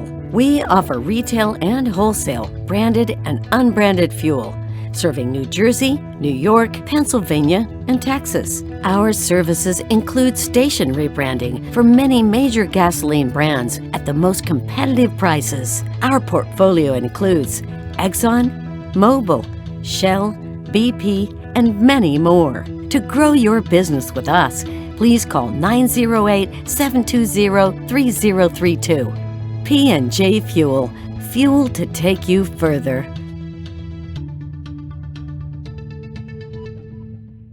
S&S Brokers Incorporation new jersey ਦੀ ਪੂਰੀ ਤਰ੍ਹਾਂ licence ਪ੍ਰਾਪਤ company, ਸਮੇਂ ਤੇ delivery ਲਈ ਵਚਨਬੱਧ। Company ਦਾ ਤਜਰਬਾ company ਨੂੰ ਬਾਕੀਆਂ ਤੋਂ ਅਲੱਗ ਕਰਦਾ ਹੈ। ਗ੍ਰਾਹਕਾਂ ਦੀ ਸਹੂਲਤ ਲਈ ਸ਼ਿਪਿੰਗ ਦਰ ਵਿੱਚ ਭਾਰੀ ਡਿਸਕਾਊਂਟ ਦਿੱਤਾ ਜਾਂਦਾ ਹੈ। ਕੰਪਨੀ ਦਾ ਮਿਸ਼ਨ ਪ੍ਰੀਮੀਅਮ ਟਰਾਂਸਪੋਰਟ ਸੇਵਾਵਾਂ ਪ੍ਰਦਾਨ ਕਰਨਾ। ਵਧੇਰੇ ਜਾਣਕਾਰੀ ਲਈ ਸੰਪਰਕ ਕਰੋ 120 Wood Avenue South, suite 605, Iselin, New Jersey 08830 ਅਤੇ ਕਾਲ ਕਰੋ 201 259 9223। Deol transport company Indianapolis Indiana ਦੀ ਨਾਮੀ ਕੰਪਨੀ। ਇੰਡੀਅਨਐਪਲਿਸ ਤੋਂ ਈਸਟ ਕੋਸਟ ਦੀਆਂ ਸਟੇਟਾਂ New York, Maryland, Pennsylvania, New Jersey, Virginia ਅਤੇ ਨਾਰਥ ਕੈਰੋਲੀਨਾ ਦੇ ਹਰ ਤਰ੍ਹਾਂ ਦੇ ਡਰਾਈ ਲੋਡ ਅਤੇ ਇੰਡੀਅਨਐਪਲਿਸ ਤੋਂ ਲੋਕਲ ਲੋਡ ਵੱਡੀ ਗੱਡੀ ਤੇ ਕੰਮ ਲਈ ਡਰਾਈਵਰ ਵੀਰ ਅੱਜ ਹੀ ਸੰਪਰਕ ਕਰੋ ਜੀ। ਹਮੀ ਦਿਓਲ 5103181415 ਤੇ ਰਾਜ ਦਿਓਲ 3178356522 ਅਤੇ ਵਧੇਰੀ ਜਾਣਕਾਰੀ ਲਈ ਮੇਲ ਤੇ ਵੀ ਸੰਪਰਕ ਕਰ ਸਕਦੇ ਹੋ deol.trans@yahoo.com।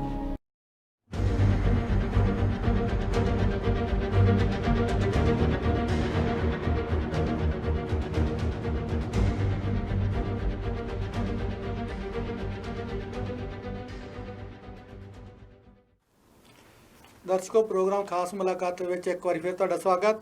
ਅੱਜ ਦੇ ਸਾਡੇ ਮਹਿਮਾਨ ਨੇ ਅੱਜ ਦੀ ਮੁਲਾਕਾਤ ਦੇ ਸਾਡੇ ਕੰਵਰ ਇਕਬਾਲ ਸਿੰਘ ਜੀ। ਕੰਵਰ ਜੀ, ਗੱਲ ਚੱਲ ਰਹੀ ਸੀ ਤੁਹਾਡੀ ਜਿਹੜੀ ਪੜ੍ਹਾਈ ਬਾਰੇ, ਵਾਪਸ ਜਿਹੜੀ ਨਾਲ ਦੀ ਨਾਲ ਤੁਹਾਡੇ ਕੋਲ ਇੱਕ ਕਵਿਤਾ ਸੁਣਨੀ ਸੀ, ਕਰਨੀ ਸੀ, ਆਪਾਂ ਉਹ ਸਾਂਝੀ ਦਰਸ਼ਕਾਂ ਨੂੰ ਤੁਹਾਡੀ ਕਵਿਤਾ ਕਰਦੇ ਹਾਂ। ਉਸ ਤੋਂ ਬਾਅਦ ਫਿਰ ਆਪਾਂ ਹੋਰ ਤੁਹਾਡੇ ਜੀਵਨ ਬਾਰੇ ਗੱਲਾਂ ਬਾਤਾਂ ਕਰਾਂਗੇ। ਮਿਹਰਬਾਨੀ ਜੀ ਜੀ, ਮਿਹਰਬਾਨੀ ਦੁੱਲਾ ਸਾਹਿਬ ਜੀ। ਨਜ਼ਮ ਸੁਣਾ ਰਹੇ ਹਾਂ ਜੀ। ਨਜ਼ਮ ਦਾ ਨਾਮ ਹੈ ਮ੍ਰਿਗ ਨੈਣੀ। ਕੀ ਬਾਤ ਹੈ ਜੀ। ਕੱਦ ਸਰੂ ਦੇ ਬੂਟੇ ਵਰਗਾ, ਨੂਰ ਇਲਾਹੀ, ਰੰਗ ਊਸ਼ਾ ਦੀ ਲਾਲੀ, ਜਾਪੇ ਧੌਣ ਸੁਰਾਹੀ ਜੀ। ਕੱਦ ਸਰੂ ਦੇ ਬੂਟੇ ਵਰਗਾ, ਨੂਰ ਇਲਾਹੀ, ਰੰਗ ਊਸ਼ਾ ਦੀ ਲਾਲੀ, ਜਾਪੇ ਧੌਣ ਸੁਰਾਹੀ। ਬੁੱਲੀਆਂ ਜਾਪਣ ਜਿਵੇਂ ਸੰਧੂਰੀ ਅੰਬ ਦੀ ਰੰਗਤ। ਬੁੱਲੀਆਂ ਜਾਪਣ ਜਿਵੇਂ ਸੰਧੂਰੀ ਅੰਬ ਦੀ ਰੰਗਤ। ਨੀਮ ਨਸ਼ੀਲੇ ਨੈਣਾ ਨਾਲ ਫਿਰਦੀ ਨਸ਼ਿਆਈ। ਦੰਦ ਦੋਧੀਆ ਛੱਲੀਆਂ ਵਰਗੇ ਖਿੜਖਿੜ ਹੱਸਦੀ। ਕੀ ਬਾਤ ਹੈ ਜੀ। ਦੰਦ ਦੋਧੀਆ ਛੱਲੀਆਂ ਵਰਗੇ ਖਿੜਖਿੜ ਹੱਸਦੀ। ਕਲਾ ਨਾਲ ਮੇਰੀ ਪ੍ਰੀਤ ਚਿਰਾਂ ਤੋਂ ਹੁਬ ਹੁਬ ਦੱਸਦੀ। ਕੀ ਬਾਤ ਹੈ ਜੀ। ਕਲਾਕਾਰ ਮ੍ਰਿਗ ਨੈਣੀ ਜਾਵੇ ਦਿਲ ਵਿੱਚ ਧੱਸਦੀ। ਜੀ। ਸਹਿਵਨ ਇੱਕ ਮੇਲੇ ਵਿੱਚ ਮਿਲੀ ਤਾਂ ਨੇੜ ਹੋ ਗਿਆ। ਜੀ। ਸਹਿਵਨ ਇੱਕ ਮੇਲੇ ਵਿੱਚ ਮਿਲੀ ਤਾਂ ਨੇੜ ਹੋ ਗਿਆ। ਜੀ। ਮੁਲਾਕਾਤ ਦਰ ਮੁਲਾਕਾਤ ਦਾ ਗੇੜ ਹੋ ਗਿਆ। ਕੀ ਬਾਤ ਹੈ ਜੀ, ਕੀ ਬਾਤ ਹੈ। ਸਹਿਵਨ ਇੱਕ ਮੇਲੇ ਵਿੱਚ ਮਿਲੀ ਤਾਂ ਨੇੜ ਹੋ ਗਿਆ। ਮੁਲਾਕਾਤ ਦਰ ਮੁਲਾਕਾਤ ਦਾ ਗੇੜ ਹੋ ਗਿਆ। ਜੀ। ਭਰ ਜੋਬਨ ਤੇ ਆਈ ਉਸ ਮੁਟਿਆਰ ਨੇ ਜਾਪੇ, ਦੁੱਧ ਮੱਖਣਾ ਦੇ ਨਾਲ ਜਵਾਨੀ ਸਾਣ ਤੇ ਲਾਈ। ਜੀ। ਹਾਣੀ ਸੰਗ ਨਾ ਛੇੜੀ, ਪ੍ਰੇਮ ਕਹਾਣੀ ਕਰਕੇ ਬੜੇ ਚਿਰਾਂ ਤੋਂ ਲੱਗਦੀ ਸੀ ਮੈਨੂੰ ਤਰਿਹਾਈ। ਕੀ ਬਾਤ ਹੈ ਜੀ, ਕੀ ਬਾਤ ਹੈ। ਭਰ ਜੋਬਨ ਤੇ ਆਈ ਉਸ ਮੁਟਿਆਰ ਨੇ ਜਾਪੇ, ਦੁੱਧ ਮੱਖਣਾ ਦੇ ਨਾਲ ਜਵਾਨੀ ਸਾਣ ਤੇ ਲਾਈ। ਜੀ। ਹਾਣੀ ਸੰਗ ਨਾ ਛੇੜੀ, ਪ੍ਰੇਮ ਕਹਾਣੀ ਕਰਕੇ ਜੀ ਬੜੇ ਚਿਰਾਂ ਤੋਂ ਲੱਗਦੀ ਸੀ ਮੈਨੂੰ ਤਰਿਹਾਈ। ਕੀ ਬਾਤ ਹੈ ਜੀ, ਬਹੁਤ ਅੱਛੇ। ਮੀਤ ਪਿਆਰੇ ਬਿਨ ਸੀ ਜੋ ਬੇਹਾਲ ਜਾਪਦੀ, ਸੋਹਣੇ ਦੀ ਸੰਗਤ ਨਾਲ ਹੂਰ ਨਿਹਾਲ ਹੋ ਗਈ। ਜੀ। ਮਿਰਗ ਵਾਂਗਰਾਂ ਚੁੰਗੀਆਂ ਭਰ ਭਰ ਬਾਂਵਰੀ ਹੋਈ, ਆਪਣੀ ਨਾਭੀ ਵਿੱਚ ਕਸਤੂਰੀ ਫਿਰੇ ਲਕੋਈ ਜੀ। ਮਹਿਕ ਕਸੂਰੀ ਦੀ ਉਸ ਤਾਈ ਸਾਰ ਨਾ ਕੋਈ ਜੀ। ਪ੍ਰੀਤਾਂ ਦੀ ਵਣਜਾਰਨ ਪ੍ਰੀਤ ਨਿਭਾਵਣ ਖਾਤਰ, ਪ੍ਰੀਤਾਂ ਦੀ ਵਣਜਾਰਨ ਜੀ, ਪ੍ਰੀਤ ਨਿਭਾਵਣ ਖਾਤਰ ਜੀ। ਨਾਲ ਪਿਆਰੇ ਕੀਤੇ ਕੌਲ ਪੁਗਾਵਣ ਖਾਤਰ, ਕੀ ਬਾਤ ਹੈ ਜੀ। ਮਨ ਦੀ ਛਤਰੀ ਰੂਹ ਦੇ ਅੰਬਰੀ ਤਾਣ ਰਹੀ ਹੈ, ਪ੍ਰੀਤਾਂ ਦੀ ਵਣਜਾਰਨ ਪ੍ਰੀਤ ਨਿਭਾਵਣ ਖਾਤਰ ਜੀ, ਨਾਲ ਪਿਆਰੇ ਕੀਤੇ ਕੌਲ ਪੁਗਾਵਣ ਖਾਤਰ ਜੀ। ਮਨ ਦੀ ਛਤਰੀ ਰੂਹ ਦੇ ਅੰਬਰੀ ਤਾਣ ਰਹੀ ਹੈ, ਕੀ ਬਾਤ ਹੈ। ਮਿਲੇ ਮੁਹੱਬਤੀ ਪਲਛਣ ਰੱਜ ਕੇ ਮਾਨ ਰਹੀ ਹੈ, ਕੁਦਰਤ ਦਾ ਉਹ ਭੇਦ ਅਨੋਖਾ ਜਾਣ ਰਹੀ ਹੈ, ਜਿਹੜੀ ਇਸ ਵਰਤਾਰੇ ਤੋਂ ਅਣਜਾਣ ਰਹੀ ਹੈ। ਕੀ ਬਾਤ ਹੈ ਜੀ। ਕੱਦ ਸਰੂ ਦੇ ਬੂਟੇ ਵਰਗਾ ਨੂਰ ਇਲਾਹੀ, ਰੰਗ ਊਸ਼ਾ ਦੀ ਲਾਲੀ ਜਾਪੇ ਧੌਣ ਸੁਰਾਹੀ, ਬੁੱਲੀਆਂ ਜਾਪਣ ਜਿਵੇਂ ਸੰਧੂਰੀ ਅੰਬ ਦੀ ਰੰਗਤ ਜੀ। ਨੀਮ ਨਸ਼ੀਲੇ ਨੈਣਾ ਨਾਲ ਫਿਰਦੀ ਨਸ਼ਿਆਈ ਜੀ। ਨੀਮ ਨਸ਼ੀਲੇ ਨੈਣਾ ਨਾਲ ਫਿਰਦੀ ਨਸ਼ਿਆਈ। ਬਹੁਤ ਅੱਛੇ ਜਿਹੜਾ ਕਾਵਿ ਸੀ, ਕਵਿਤਾ ਜਿਹੜੀ ਬਹੁਤ ਵਧੀਆ ਕਹੀ। ਮਿਹਰਬਾਨੀ। ਤੇ ਕਵੀ ਤੇ ਜਿਹੜੀ ਇੱਕ ਸਾਹਿਤਕਾਰ ਤੇ ਕਿਤਾਬਾਂ ਦਾ ਰਿਸ਼ਤਾ ਬਹੁਤ ਗੂੜਾ ਹੈ। ਬਿਲਕੁਲ। ਜਿਹੜੀਆਂ ਕਿਤਾਬ ਨਾਲ ਹੀ ਚੱਲਦੀਆਂ, ਸਮਝ ਲਓ ਉਹਦੇ ਜੀਵਨ ਦੇ ਜੇ ਕਿਤਾਬ ਤੇ ਕਵੀ ਇੱਕ ਦੂਜੇ ਤੋਂ ਇਲਾਵਾ ਅਧੂਰੇ ਆ। ਬਿਲਕੁਲ ਜੀ। ਤੁਸੀਂ ਲਗਭਗ ਜਿਹੜੀਆਂ 30-40 ਸਾਲ ਹੋ ਗਏ ਕਵਿਤਾ ਲਿਖਦੇ ਨੇ, ਕਹਾਣੀ ਲਿਖਦੇ ਨੇ ਜਾਂ ਹੋਰ ਗੀਤ ਲਿਖਦੇ ਆ। ਹਾਂਜੀ। ਹੁਣ ਤੱਕ ਕਿਤਾਬਾਂ ਕਿੰਨੀਆਂ ਕੁ ਆਈਆਂ, ਕਿਉਂਕਿ ਇੰਨਾ ਜਿਹੜਾ ਸਮਾਂ ਆ ਉਹਦੇ ਵਿੱਚ ਲਿਖਣ ਦਾ ਕਾਫੀ ਤੁਸੀਂ ਸਾਹਿਤ ਦੀ ਰਚਨਾ ਕੀਤੀ ਹੈ। ਬਿਲਕੁਲ। ਤੇ ਕਿੰਨੀਆਂ ਕਿਤਾਬਾਂ ਤੁਹਾਡੀਆਂ ਆਪਣੀਆਂ ਜਾਂ ਸਾਂਝੀਆਂ ਜਿਹੜੀਆਂ ਆਈਆਂ ਹੁਣ ਤੱਕ, ਜਿਹੜੀਆਂ ਤੁਹਾਡੇ ਖਾਤੇ 'ਚ ਕਿੰਨੀਆਂ ਪੈਂਦੀਆਂ ਆ? ਗੱਲ ਹੈ ਦੂੜਾ ਸਾਹਿਬ ਜੀ, ਪਿਆਰੇ ਦਰਸ਼ਕਾਂ ਨਾਲ ਮੈਂ ਇੱਕ ਗੱਲ ਸਾਂਝੀ ਕਰਾਂਗਾ ਜੀ, ਕਿ ਮੈਂ ਇੱਕ ਬੇਕਿਤਾਬਾ ਸ਼ਾਇਰ ਹਾਂ ਅਜੇ ਤੱਕ। ਜੀ ਜੀ। ਨਹੀਂ ਤੁਸੀਂ ਬੇਕਿਤਾਬੇ ਸ਼ਾਇਰ ਨਹੀਂ, ਤੁਸੀਂ ਬਹੁਤ ਗੁਣੀ ਹੈ ਤੇ ਬਹੁਤ ਕਿਤਾਬਾਂ ਵਾਲੇ ਸ਼ਾਇਰ। ਮਿਹਰਬਾਨੀ ਮਿਹਰਬਾਨੀ ਜੀ ਜੀ। ਮੇਰੇ ਜਿੰਨੇ ਛਪੇ ਨੇ ਸਾਂਝੇ ਕਾਵਿ ਸੰਗ੍ਰਹਿ ਛਪੇ ਨੇ। ਕੀ ਬਾਤ ਹੈ ਜੀ। ਜੀ। ਇਹ ਸਪਤਰਿਸ਼ੀ ਕਾਵਿ ਸੰਗ੍ਰਹਿ ਮਨੋਜ ਫਗਵਾੜਵੀ ਨੇ ਸੰਪਾਦਨ ਕੀਤਾ ਸੀ ਔਰ ਫਗਵਾੜੇ ਤੋਂ ਛਪਿਆ ਸੀ ਜੀ। ਇਹਦੇ ਵਿੱਚ 7 ਕਵੀ ਦੂੜਾ ਸਾਹਿਬ ਜੀ ਜੀ ਤੇ 7 ਦੇ ਵਿੱਚ ਤਕਰੀਬਨ 15-20 ਪੇਜ ਇੱਕ ਕਵੀ ਨੂੰ ਦਿੱਤੇ ਗਏ ਨੇ ਜੀ। ਸਭ ਤੋਂ ਪਹਿਲਾਂ ਤੁਹਾਡੇ ਵੀਰ ਕੰਵਰ ਇਕਬਾਲ ਸਿੰਘ ਦੀਆਂ ਰਚਨਾਵਾਂ ਨੇ। ਠੀਕ ਹੈ ਜੀ। ਸਪਤਰਿਸ਼ੀ ਤੋਂ ਸ਼ੁਰੂ ਹੋਇਆ ਜੀ ਔਰ ਸਪਤਰਿਸ਼ੀ ਤੋਂ ਬਾਅਦ ਉਹਨਾਂ ਨੇ ਫਗਵਾੜੇ ਤੋਂ 7 ਰੰਗ ਛਾਪੇ ਜੀ। ਮਨੋਜ ਫਗਵਾੜਵੀ ਜੀ। ਜੀ ਜੀ। ਤੇ ਪ੍ਰਕਾਸ਼ਕ ਇਹਦੇ ਹੈਗੇ ਨੇ ਬਸੰਤ ਸੁਹੇਲ ਪ੍ਰਕਾਸ਼ਨ ਵਾਲੇ ਜੀ। ਔਰ ਇਹਨਾਂ ਨੇ ਦੂਸਰੀ ਕਿਤਾਬ ਜਿਹੜੀ ਇਹ ਛਾਪੀ ਜੀ, ਇਹਦੇ ਵਿੱਚ ਵੀ ਪਹਿਲਾਂ ਮੈਨੂੰ ਇੱਕ ਸ਼ਾਇਰ ਦੇ ਤੌਰ ਤੇ ਮਾਣ ਦਿੱਤਾ। ਪਹਿਲੀਆਂ 15-20 ਪੇਜ ਤੇ ਰਚਨਾਵਾਂ ਮੇਰੀਆਂ ਨੇ ਜੀ, ਕਿਉਂਕਿ ਤੁਸੀਂ ਡਿਜ਼ਰਵ ਵੀ ਕਰਦੇ ਹੋ ਨਾ। ਪਹਿਲੀ ਕਿਤਾਬ ਦੇ ਤੁਸੀਂ ਕਵੀ ਹੋ, ਪਹਿਲੇ ਨੰਬਰ ਤੇ ਬੈਠਣ ਵਾਲੇ, ਖੜੇ ਹੋਣ ਵਾਲੇ। ਮਿਹਰਬਾਨੀ ਦੂੜਾ ਸਾਹਿਬ ਜੀ ਜੀ। ਔਰ ਗੱਲ ਇਸ ਤੋਂ ਪੁਰਾਣੀ ਕਰਾਂਗਾ, ਇਹ ਗੱਲ ਨੂੰ ਅਜੇ 7-8 ਸਾਲ ਹੋਏ ਨੇ ਜੀ। ਮੈਂ ਸਿਰਜਣਾ ਕੇਂਦਰ ਕਪੂਰਥਲਾ ਦਾ ਮੁੱਢਲਾ ਮੈਂਬਰ ਹਾਂ ਜੀ। 1985-86 ਤੋਂ ਸਿਰਜਣਾ ਕੇਂਦਰ ਕਪੂਰਥਲਾ ਹੋਂਦ ਵਿੱਚ ਆਇਆ ਜੀ। ਅਸੀਂ ਉਦੋਂ ਤੋਂ ਹੀ ਉਹਦੀਆਂ ਦਰੀਆਂ ਝਾੜਦੇ ਰਹੇ ਹਾਂ ਜੀ। ਔਰ ਸਿਰਜਣਾ ਕੇਂਦਰ ਦੀ ਜਿਹੜੀ ਪਲੇਠੀ ਕਿਤਾਬ ਸੀ ਜੀ, ਸਿਰਜਣਾ ਦਾ ਸਫ਼ਰ ਜੀ, ਉਹਦੇ ਵਿੱਚ ਮੇਰੀਆਂ ਰਚਨਾਵਾਂ ਛਪੀਆਂ। ਬਿਲਕੁਲ। ਉਦੋਂ ਬਾਅਦ ਸਿਰਜਣਾ ਦੇ ਰੰਗ ਤੱਕ ਪਹੁੰਚੀਆਂ ਔਰ ਘੱਟੋ ਘੱਟ ਲਗਭਗ 12-15 ਕਿਤਾਬਾਂ ਸਿਰਜਣਾ ਕੇਂਦਰ ਨੇ ਛਾਪੀਆਂ ਨੇ ਜੀ। ਔਰ ਪੰਜਾਬ ਦੇ ਵਿੱਚ ਘੱਟੋ ਘੱਟ 15-20 ਕਿਤਾਬਾਂ ਮੇਰੀਆਂ ਸਾਂਝੀਆਂ ਛਪ ਚੁੱਕੀਆਂ ਨੇ ਜੀ। ਔਰ ਉਸ ਤੋਂ ਇਲਾਵਾ ਦੂੜਾ ਸਾਹਿਬ ਸਭ ਤੋਂ ਵੱਡੀ ਖੁਸ਼ੀ ਦੀ ਗੱਲ ਹੈ ਜੀ, ਮੈਗਜ਼ੀਨਾਂ ਦੀ ਗੱਲ, ਮੈਗਜ਼ੀਨਾਂ ਦੀ। ਬਿਲਕੁਲ। ਅਮਰਤਾ ਪ੍ਰੀਤਮ ਜੀ ਨੇ ਜਦੋਂ ਨਾਗਮਣੀ ਮੈਗਜ਼ੀਨ ਬੰਦ ਕੀਤਾ ਤੇ ਮੈਂ ਦਰਸ਼ਨ ਬੁੱਟਰ, ਕਮਲਜੀਤ ਭੁੱਲਰ, ਅਸੀਂ ਇਕੱਠੇ ਹੋ ਕੇ ਦਿੱਲੀ ਗਏ। ਅਮਰਤਾ ਜੀ ਨੂੰ ਮਿਲੇ, ਉਹਨਾਂ ਦਾ ਚੂਲਾ ਫ੍ਰੈਕਚਰ ਹੋ ਚੁੱਕਾ ਸੀ। ਇਮਰੋਜ਼ ਹੋਰਾਂ ਨੂੰ ਮਿਲੇ ਔਰ ਉਹਨਾਂ ਕੋਲੋਂ ਅਸੀਂ ਕਾਫੀ ਪੁਰਾਣੀਆਂ ਲਿਖਤਾਂ ਜਿਹੜੀਆਂ ਨਾਗਮਣੀ ਦੇ ਅੰਕ ਲਿਆਂਦੇ ਜੀ। ਤੇ ਸ਼ਰਧਾ ਵਸ ਅਸੀਂ ਇੱਕ ਗੱਲ ਉਹਨਾਂ ਨੂੰ ਕਹੀ ਵੀ ਤੁਸੀਂ ਨਾਗਮਣੀ ਬੰਦ ਕਰ ਦਿੱਤਾ। ਲਗਾਤਾਰ 40 ਸਾਲ ਦੂੜਾ ਸਾਹਿਬ ਉਹਨਾਂ ਨੇ ਚਲਾਇਆ, ਮੈਗਜ਼ੀਨ ਚਲਾਇਆ ਹਰ ਮਹੀਨੇ ਜੀ ਜੀ। ਔਰ ਅਸੀਂ ਉਹਨਾਂ ਨੂੰ ਆ ਜਿਹੜਾ ਅਹਿਸਾਸ ਮੈਗਜ਼ੀਨ ਹੈ, ਅਮਰਤਾ ਜੀ ਤੇ ਅਮਰੋਜ਼ ਦੀ ਯਾਦ ਨੂੰ ਸਮਰਪਿਤ, ਉਹਨਾਂ ਦੇ ਕੰਮਾਂ ਨੂੰ ਸਮਰਪਿਤ ਜੀ ਜੀ, ਅਸੀਂ ਇਹ ਮੈਗਜ਼ੀਨ ਕੱਢਿਆ ਜੀ। ਇਹਦੇ ਸੰਪਾਦਕ ਮੈਂ, ਦਰਸ਼ਨ ਬੁੱਟਰ ਤੇ ਕਮਲਜੀਤ ਭੁੱਲਰ ਸਾਂ ਜੀ। ਇਹ ਲਗਭਗ ਕਹਿ ਲਓ ਜੀ, ਇਹ ਅਸੀਂ ਹਾਂਜੀ ਇਹ ਪਹਿਲਾ ਅੰਕ ਦਸੰਬਰ 2002 ਦੇ ਵਿੱਚ ਕੱਢਿਆ, ਲਗਭਗ 20 ਸਾਲ ਪਹਿਲਾਂ ਜੀ। ਔਰ ਅਸੀਂ ਇਹਦਾ ਜਿਹੜਾ ਸਰਵਰਕ ਹੈ ਬਿਲਕੁਲ ਅਮਰਤਾ ਪ੍ਰੀਤਮ ਜੀ ਦੀ ਨਾਗਮਣੀ ਵਾਲਾ ਰੱਖਿਆ ਤੇ ਨਾਗਮਣੀ ਦੀਆਂ 40 ਸਾਲ ਦੀਆਂ ਸਾਰੀਆਂ ਜਿਹੜੀਆਂ ਲਿਖਤਾਂ ਛਪੀਆਂ ਸੀ ਉਹਨਾਂ ਵਿੱਚੋਂ ਕੁਝ ਚੋਣਵੀਆਂ ਰਚਨਾਵਾਂ ਲੈ ਕੇ ਇਹ ਅੰਕ ਕੱਢਿਆ, ਇਹਦੇ ਵਿੱਚ ਛਾਪਿਆ।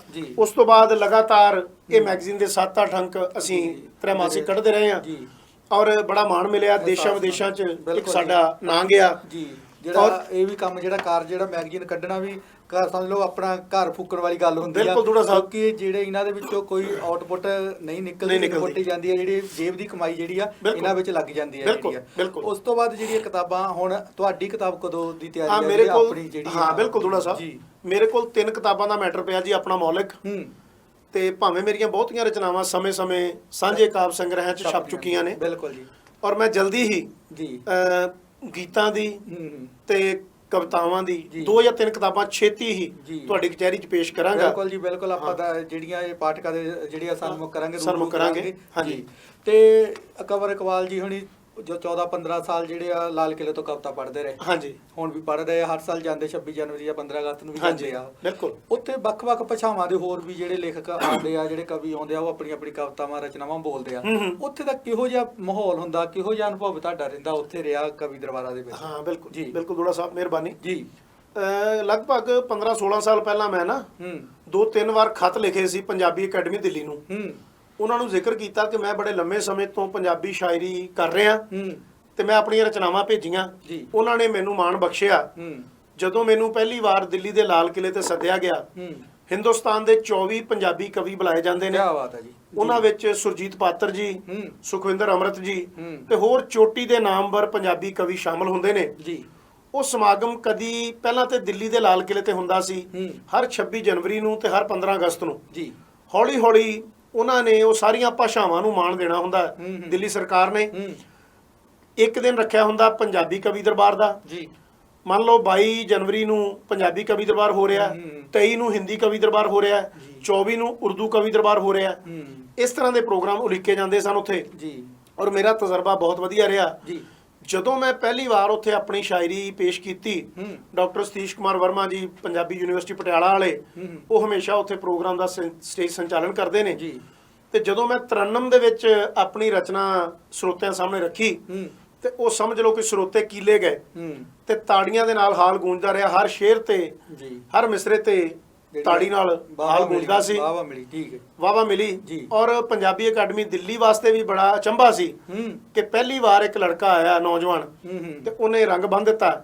ਔਰ ਅੱਜ ਕੱਲ ਦੂੜਾ ਸਾਹਿਬ ਲਗਭਗ 16-17 ਸਾਲਾਂ ਤੋਂ ਮੈਨੂੰ ਲਗਾਤਾਰ ਦਿੱਲੀ ਦੇ ਲਾਲ ਕਿਲੇ ਤੇ ਉਹ ਰਾਸ਼ਟਰੀ ਕਵੀ ਦਰਬਾਰਾਂ 'ਚ ਬੁਲਾਇਆ ਜਾਂਦਾ ਤੇ ਮੈਂ ਜਾ ਕੇ ਉੱਥੇ ਆਪਣੀਆਂ ਰਚਨਾਵਾਂ ਪੇਸ਼ ਕਰਦਾ। ਬਿਲਕੁਲ, ਇਹ ਗੱਲ ਜਿਹੜੀ ਪੱਕੀ ਆ। ਜਦੋਂ ਤੁਸੀਂ ਤਰਨਮ ਦੇ ਵਿੱਚ ਕਵਿਤਾ ਕਹਿੰਦੇ ਆ, ਗੀਤ ਕਹਿੰਦੇ ਆ, ਉਹ ਸੋਨੇ ਦੇ ਸੁਹਾਗੇ ਵਾਲੀ ਗੱਲ ਹੋ ਜਾਂਦੀ। ਜਿਹੜਾ ਆਪਣਾ ਜਿਹੜਾ ਸਰੋਤਾ ਹੈ ਉਹ ਵੱਜ ਜਾਂਦਾ ਤੁਹਾਡੇ ਨਾਲ, ਉਹ ਕਿਲਿਆ ਜਾਂਦਾ। ਤੇ ਇਸ ਦੇ ਨਾਲ ਹੀ ਆਪਾਂ ਇੱਕ ਤੁਹਾਡੇ ਕੋਲ ਹੋਰ ਜਿਹੜੀ ਆ ਰਚਨਾ ਸੁਣਾਂਗੇ, ਕਿਉਂਕਿ ਤੁਸੀਂ ਜੇ ਕਵਿਤਾ ਵੀ ਕਹਿੰਦੇ ਹੋ, ਕਹਾਣੀ ਵੀ ਕਹਿੰਦੇ ਹੋ। ਕਹਾਣੀ ਤਾਂ ਚਲੋ ਤੁਹਾਡੀ ਪਿੱਛੇ ਰਹਿ ਗਈ ਕਿਤੇ, ਤੇ ਉਸ ਤੋਂ ਹੋਰ ਵੰਨਗੀਆਂ ਜਿਹੜੀਆਂ ਕਾਵਿ ਦੀਆਂ ਤੁਸੀਂ ਕਹੀਆਂ। ਹੁਣ ਕਿਹੜੀ ਵੰਨਗੀ ਦਰਸ਼ਕਾਂ ਦੇ ਰੂਬਰੂ ਕਰਦੇ? ਹਾਂ ਬਿਲਕੁਲ ਦੂੜਾ ਸਾਹਿਬ, ਮੈਂ ਤੁਹਾਨੂੰ ਗੀਤ ਵੀ ਸੁਣਾਤੇ ਨੇ ਜੀ। ਕਵਿਤਾ ਵੀ ਹੋ ਗਈ, ਹੁਣ ਗਜ਼ਲ ਰਹਿ ਗਈ। ਹਾਂ, ਗਜ਼ਲ ਤੁਹਾਨੂੰ ਮੈਂ ਜ਼ਰੂਰ ਸਾਂਝੀ ਕਰਾਂਗਾ ਜੀ। ਤੇ ਗਜ਼ਲ ਮੈਂ ਤਰਨਮ 'ਚ ਕਹਾਂਗਾ ਜੀ। ਬਿਲਕੁਲ ਜੀ, ਹਾਂ ਆਪਾਂ ਸੁਣੀਏ ਤਰਨਮ 'ਚ ਤੁਹਾਡੇ ਕੋਲ। ਮਿਹਰਬਾਨੀ ਜੀ।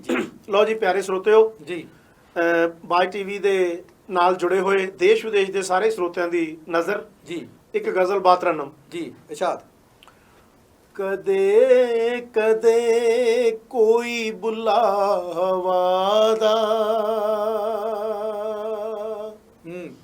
ਸੱਜਣਾ ਵੱਲੋਂ ਆ ਜਾਂਦਾ ਏ ਜੀ। ਕਦੇ ਕਦੇ ਕੋਈ ਬੁਲਾਵਾ ਦਾ ਸੱਜਣਾ ਵੱਲੋਂ ਆ ਜਾਂਦਾ ਏ। ਮੇਰੇ ਮਨ ਦੀ ਮੌਲ ਸਰੀ ਨੂੰ ਹੋਰ ਜ਼ਰਾ ਮਹਿਕਾ ਜਾਂਦਾ ਏ। ਕੀ ਬਾਤ ਹੈ, ਬਹੁਤ ਵਧੀਆ, ਮਿਹਰਬਾਨੀ। ਕੀ ਬਾਤ ਹੈ ਜੀ। ਮੇਰੇ ਮਨ ਦੀ ਮੌਲ ਸਰੀ ਨੂੰ ਹੋਰ ਜ਼ਰਾ ਮਹਿਕਾ ਜਾਂਦਾ ਏ ਜੀ। ਪਿਆਰੇ ਦੀ ਪਦ ਚਾਪ ਵਿਹੂਣਾ ਮੇਰੇ ਦਿਲ ਦਾ ਸਖਣਾ ਵੇੜਾ। ਪਿਆਰੇ ਦੀ ਪਦ ਚਾਪ ਵਿਹੂਣਾ ਮੇਰੇ ਦਿਲ ਦਾ ਸਖਣਾ ਵੇੜਾ ਜੀ। ਸੋਨੇ ਦੀ ਆਮਦ ਦਾ ਸਦਕਾ ਕੀ ਬਾਤ ਹੈ, ਕੀ ਬਾਤ ਹੈ। ਮਸਤੀ ਵਿੱਚ ਨਸ਼ਿਆ ਜਾਂਦਾ ਏ। ਬਹੁਤ ਅੱਛੇ। ਮੇਰੇ ਮਨ ਦੀ ਮੋਲ ਸਰੀ ਨੂੰ ਹੋਰ ਜ਼ਰਾ ਮਹਿਕਾ ਜਾਂਦਾ ਏ ਜੀ। ਅਗਲਾ ਸ਼ੇਰ ਜੀ, ਇਰਸ਼ਾਦ। ਆਪ ਸਭ ਦੀ ਨਜ਼ਰ ਜੀ। ਆਸ ਦੀ ਮਮਟੀ ਤੇ ਜੋ ਬਲਦਾ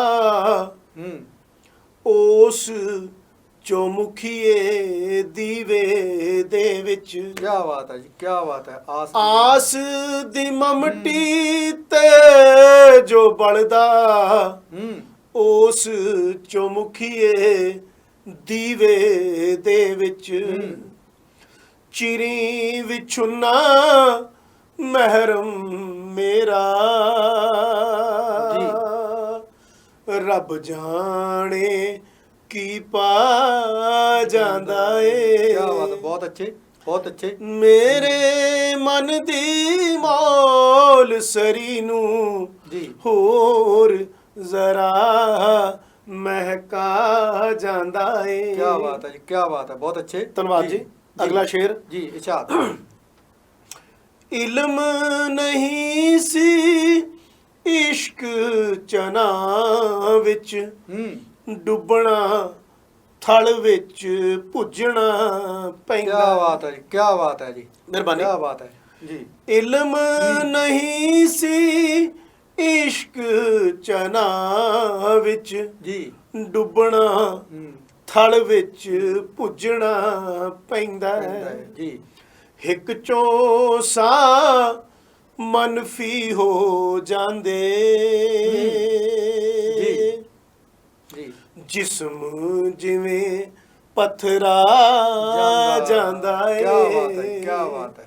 ਮੇਰੇ ਮਨ ਦੀ ਮੌਲ ਸਰੀ ਨੂੰ ਜੀ ਹੋਰ ਜ਼ਰਾ ਮਹਿਕਾ ਜਾਂਦਾ ਏ। ਜੀ, ਬਹੁਤ ਅੱਛੇ। ਅਗਲਾ ਸ਼ੇਰ ਜੀ, ਇਰਸ਼ਾਦ। ਸੰਘਣੇ ਰੁੱਖਾਂ ਦੇ ਝੁੰਡ ਹੇਠੋਂ ਵਹਿੰਦੇ ਵਹਿਣ ਮਿਲਾਪਾਂ ਵਾਲੇ। ਜੀ। ਸੰਘਣੇ ਰੁੱਖਾਂ ਦੇ ਝੁੰਡ ਹੇਠੋਂ ਵਹਿੰਦੇ ਵਹਿਣ ਮਿਲਾਪਾਂ ਵਾਲੇ। ਜੀ। ਫੇਰ ਚੁਣ ਚੁਣੀ ਲਾ ਦੇਂਦੇ ਨੇ ਜੀ। ਚਿੱਤ ਉਵੇਂ ਲਰਜ਼ਾ ਜਾਂਦਾ ਏ। ਕੀ ਬਾਤ ਹੈ, ਬਹੁਤ ਅੱਛੇ। ਮੇਰੇ ਮਨ ਦੀ ਮੌਲ ਸਰੀ ਨੂੰ ਜੀ ਹੋਰ ਜ਼ਰਾ ਮਹਿਕਾ ਜਾਂਦਾ ਏ। ਜੀ, ਬਹੁਤ ਅੱਛੇ। ਲਓ ਜੀ ਅਗਲਾ ਸ਼ੇਰ ਜੀ। ਚਿਰ ਤੋਂ ਜੀ ਦੇ ਨਾਲ ਨਿਭਣਦੀ ਚਾਹਤ ਸੀ ਉਹ ਦਿਲਬਰ ਹੁਣ ਵੀ। ਚਿਰ ਤੋਂ ਜੀ ਦੇ ਨਾਲ ਨਿਭਣਦੀ ਚਾਹਤ ਸੀ ਉਹ ਦਿਲਬਰ ਹੁਣ ਵੀ। ਕੀ ਬਾਤ ਹੈ ਜੀ। ਹੁੱਬ ਕੇ ਮਿਲਦਾ ਹੁੱਬ ਕੀ ਰੋਂਦਾ। ਕੀ ਬਾਤ ਹੈ, ਬਹੁਤ ਅੱਛੇ। ਹੁੱਬ ਕੇ ਮਿਲਦਾ ਹੁੱਬ ਕੀ ਰੋਂਦਾ ਜੀ। ਜ਼ਾਰੋ ਜ਼ਾਰ ਰੁਆ ਜਾਂਦਾ ਏ। ਬਹੁਤ ਅੱਛੇ, ਕੀ ਬਾਤ ਹੈ ਜੀ ਇਕਬਾਲ ਸਾਹਿਬ, ਬਹੁਤ ਅੱਛੇ। ਮਿਹਰਬਾਨੀ ਜੀ। ਮੇਰੇ ਮਨ ਦੀ ਮੌਲ ਸਰੀ ਨੂੰ ਹੋਰ ਜ਼ਰਾ ਮਹਿਕਾ ਜਾਂਦਾ ਏ। ਕੀ ਬਾਤ ਹੈ, ਬਹੁਤ ਵਧੀਆ। ਲਓ ਜੀ ਜੀ ਗਜ਼ਲ ਮੁਕੰਮਲ ਕਰ ਰਹੇ ਹਾਂ ਜੀ। ਜੀ, ਇਰਸ਼ਾਦ। ਡਾਰੋਂ ਵਿਛੜੀ ਤੇ ਕੁਰਲਾਉਂਦੀ ਕੂੰਜ ਕੋਈ ਜਦ ਨਜ਼ਰੀ ਆਉਂਦੀ।